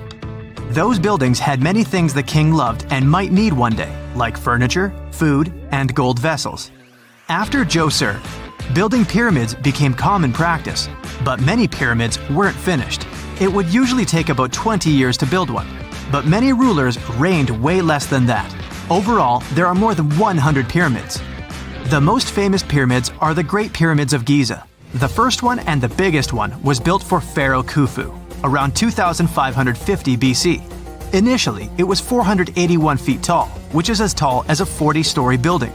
The second pyramid was built for Khufu's son, Pharaoh Khafre, around 2520 BC. It's just a bit shorter, usually standing at 471 feet high, a 39-story building. This is the pyramid with the famous statue of the Sphinx. Sphinxes have a lion's body and a human head. They were built to guard important areas. This one has the head of Pharaoh Khafre and is guarding his pyramid, facing the sunrise. The Sphinx is most well known and is one of the world's biggest and oldest statues. Originally, it had red color and did have a nose. It's still possible to see the trace of red pigment by its ears. But no one knows exactly when the nose disappeared. For some time, the Sphinx was sorta hidden underground, being covered with sand up to its shoulders. Luckily, in the early 1800s, an adventurer with a team of 160 people dug it out. The third pyramid of Giza is the smallest one, being more than twice shorter. Originally, it was 218 feet high, about the height of a 20-story building. Built in 2490 BC, it was a pyramid for Khafre's son, Menkaure. The pyramids are designed to align with the points of the compass, and their sides symbolize the rays of the sun. But back at the time, there were no compasses. Ancient Egyptians figured out the directions themselves, and with amazing precision. To align the pyramids, they used 2 constellations. Originally, the pyramids were covered in smooth white limestone and had a gold-silver top to reflect the sun. Later, the white limestone was taken from the pyramids by other kings and used for other buildings. Scientists estimated that ancient Egyptians used about 2.3 million stone blocks to build the first pyramid. Each block weighed more than 1 ton. This is the weight of a rhino. Some blocks were even bigger, being almost as heavy as an elephant. 4.5 millennium ago, there was no modern equipment to help build it. There were no machines, no wheels, and even no steel. The only metal available to them was copper. Even today, scientists aren't sure how the Egyptians managed to build the pyramids. There are no records left that would shed light on it. Some even think that Egyptians wanted to keep it as their secret and didn't even record it on purpose. Many believe that poor people and foreigners built the pyramids, but it's not true. Actually, the builders were very skilled workers, and they were fed and paid well. The archaeologists claim that the builders lived in a nearby temporary city and were a highly organized community with a strong leader. Scientists say that around 20,000 people worked on each pyramid complex, and it took about 20 years to build each. It probably was a national project. The construction site was large in resources, and food and essentials were likely to be contributed from all parts of Egypt. Even with all that support, it remains unclear how people managed to cut, transport, and assemble those huge stones. One of the theories suggests the stones were most likely transported on boats down the Nile River. Then there was a harder part. They had to be moved to the construction site. For that, they probably used wooden sleds. It wasn't very hard to pull them because the sand mixed with the right amount of water was pretty slick. And 10 people could move a sled even with a rock weighing 1 ton pretty easily. Finally, one last problem. The stones had to be lifted and put into place. Archaeologists have discovered the remains of the ramps system that dates back to when the pyramids were built. Most likely, the Egyptians designed a unique system to move and pull huge stone blocks, but no one knows what it looked like exactly.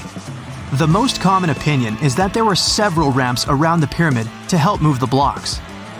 The ramp was growing with the pyramid getting higher.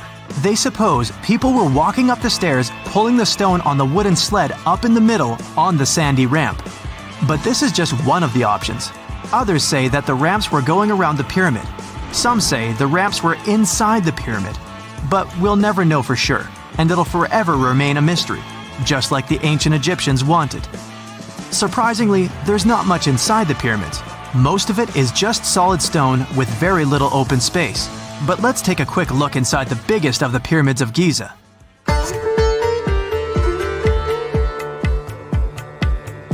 From the entrance, there are 2 stairs, one going down and the other one going up.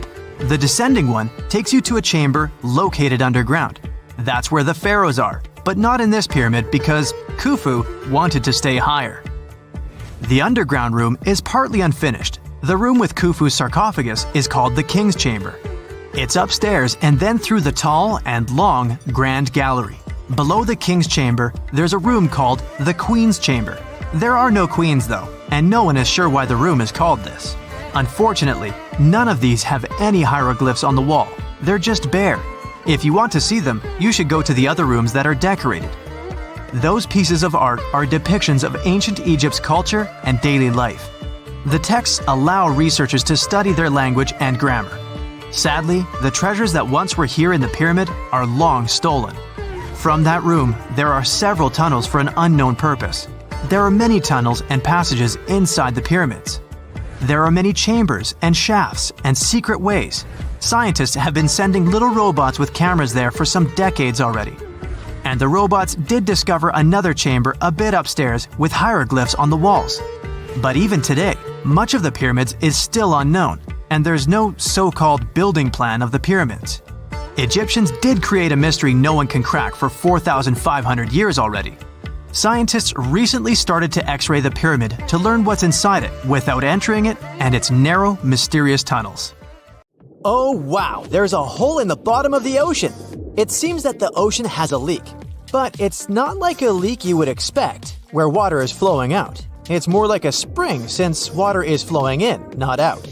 This unique leak is something we know as Pythia's oasis. A grad student was the one who accidentally discovered it.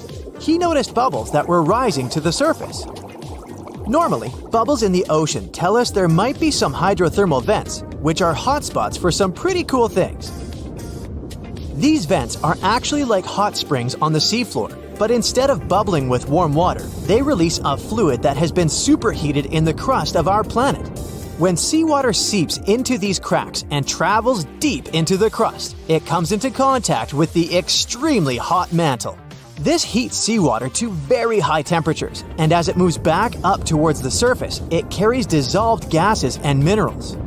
When the hot fluid shoots out of the vents, it mixes with the surrounding seawater and quickly cools down. Just a short distance away from the vent, the temperature can drop to a comfortable 68 degrees Fahrenheit or so, which is, as it seems, exactly what some creatures like. And there are some real weirdos living down there in the darkness, like ghostly fish, giant red-tipped tube worms, and a unique type of shrimp with eyes on their back. And some of them, like tube worms and bacteria, rely on the chemicals and minerals released by the vents to survive in harsh conditions. But in this case, the bubbling water didn't come from a hydrothermal vent. It was there because of a spring, and that's a bit more concerning. You see, the water in this reservoir needs to stay where it is. If too much of it seeps out, there could be some serious consequences, especially for the surrounding area. You can see this unusual leak along the Cascadia subduction zone, which is a massive fault line off the Pacific Northwest coast. It's a place where two pretty big plates that make up Earth's crust come together and slide along each other. The water from Pythia's oasis kinda acts as a lubricant between these plates. You can think of the fault zone as an air hockey table. When the fluid pressure is high, it's like you've turned the air on. That means the friction between the plates is reduced, which allows the plates to move. But if the fluid pressure is lower, the two plates can lock together, which then leads to the buildup of stress. Not that they'll feel bad. In the context of tectonic plates, stress is some pressure or force that can cause deformation. And if this stress starts to build up, at some point, it's gotta go somewhere. When it's too much, it can trigger earthquakes and most likely, not small ones. For example, a release of stress in the Cascadia subduction zone could lead to a magnitude 9 earthquake. For comparison, the biggest earthquake we've ever recorded happened in Chile in 1960, and it had a magnitude of 9.5. The damage was enormous. So we hope the water will stay in its reservoir and keep maintaining the delicate balance between the tectonic plates. We've explored only 5% of the ocean. Who knows how many cool things are there at the bottom, waiting to be found? For example, check out these mysterious holes scientists have stumbled upon in the depths of the Atlantic Ocean, near the Azores. They're neatly aligned and are about 4 inches apart, or in some cases, even several feet. They resemble punctures left by a sewing machine. Some think these holes could have a biological origin. For instance, some fish may have made them while walking along the seafloor. Others believe we could be looking at something that's human-made, maybe left by a spiked tire. Of course, such holes are perfect for making up stories about creatures from other planets who allegedly made them. Or maybe even legendary monsters, like that one from Loch Ness.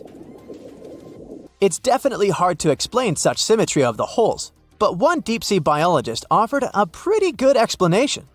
He said there could be an animal burrowing beneath the sediment, and from time to time, it could make little chimneys just to get access to clean water circulation in its small burrow.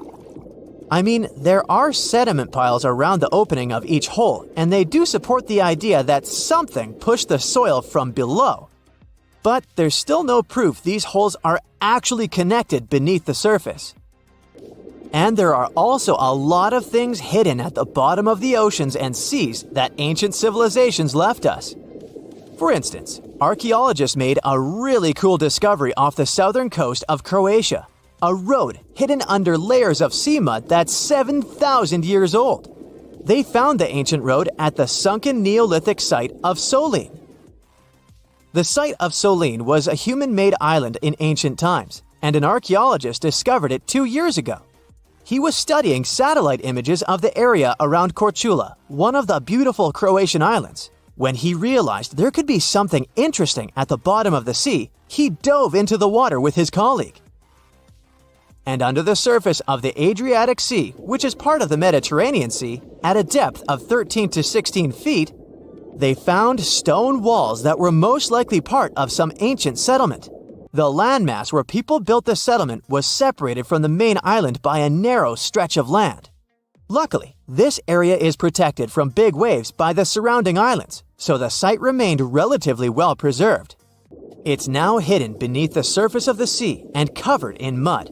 But it's so exciting to imagine how people walked on that road nearly 7,000 years ago, visiting nearby settlements. If you want to see the weirdest creatures, you can always head to the bottom of the sea. Actually, scientists have determined there could be more than 30 potentially new species at the bottom of the Pacific Ocean. They've collected them using their remote-controlled vehicle. That's a big step because until recently, they could only study such creatures through photographs. I'm talking about segmented worms, different types of coral, some invertebrates similar to centipedes, and many others. But there are also many old freaky creatures that we already know about that look like they came from sci-fi movies. Red octopus, blobfish. Okay, this one kinda looks normal until you raise it to the surface. The goblin shark, Sloane's viperfish, zombie worms. Ugh. Yeah, I hear ya. Let's move on. The seafloor hides things from space, too. There are traces of rare forms of plutonium and iron at the bottom of the Pacific Ocean. And what's awesome is that all this has come from space. These radioactive materials probably formed during some kind of cataclysmic event in space and eventually made their way out to our beautiful home planet. And this extraterrestrial debris most likely appeared on Earth within the past 10 million years. After it fell to the Pacific Ocean and settled at a depth of almost a mile, it became part of all those layers of rock down there. Plutonium is especially exciting for scientists. I mean, only tiny amounts of it have been found. Hundreds of atoms maybe. But it's still remarkable because these atoms are created by exploding stars. Things like this can help us better understand how the universe produces elements heavier than iron, like plutonium, gold, uranium, and platinum. We're still not sure about the origins of these elements. For a long time, scientists believed that supernovae, which is when a star comes to its end in a fabulous explosion, were responsible for creating these heavy elements. But it seems it's not just that. Some other cosmic events, such as the collision of neutron stars, which are super dense collapsed stars, or some rare types of supernovae, could also be involved.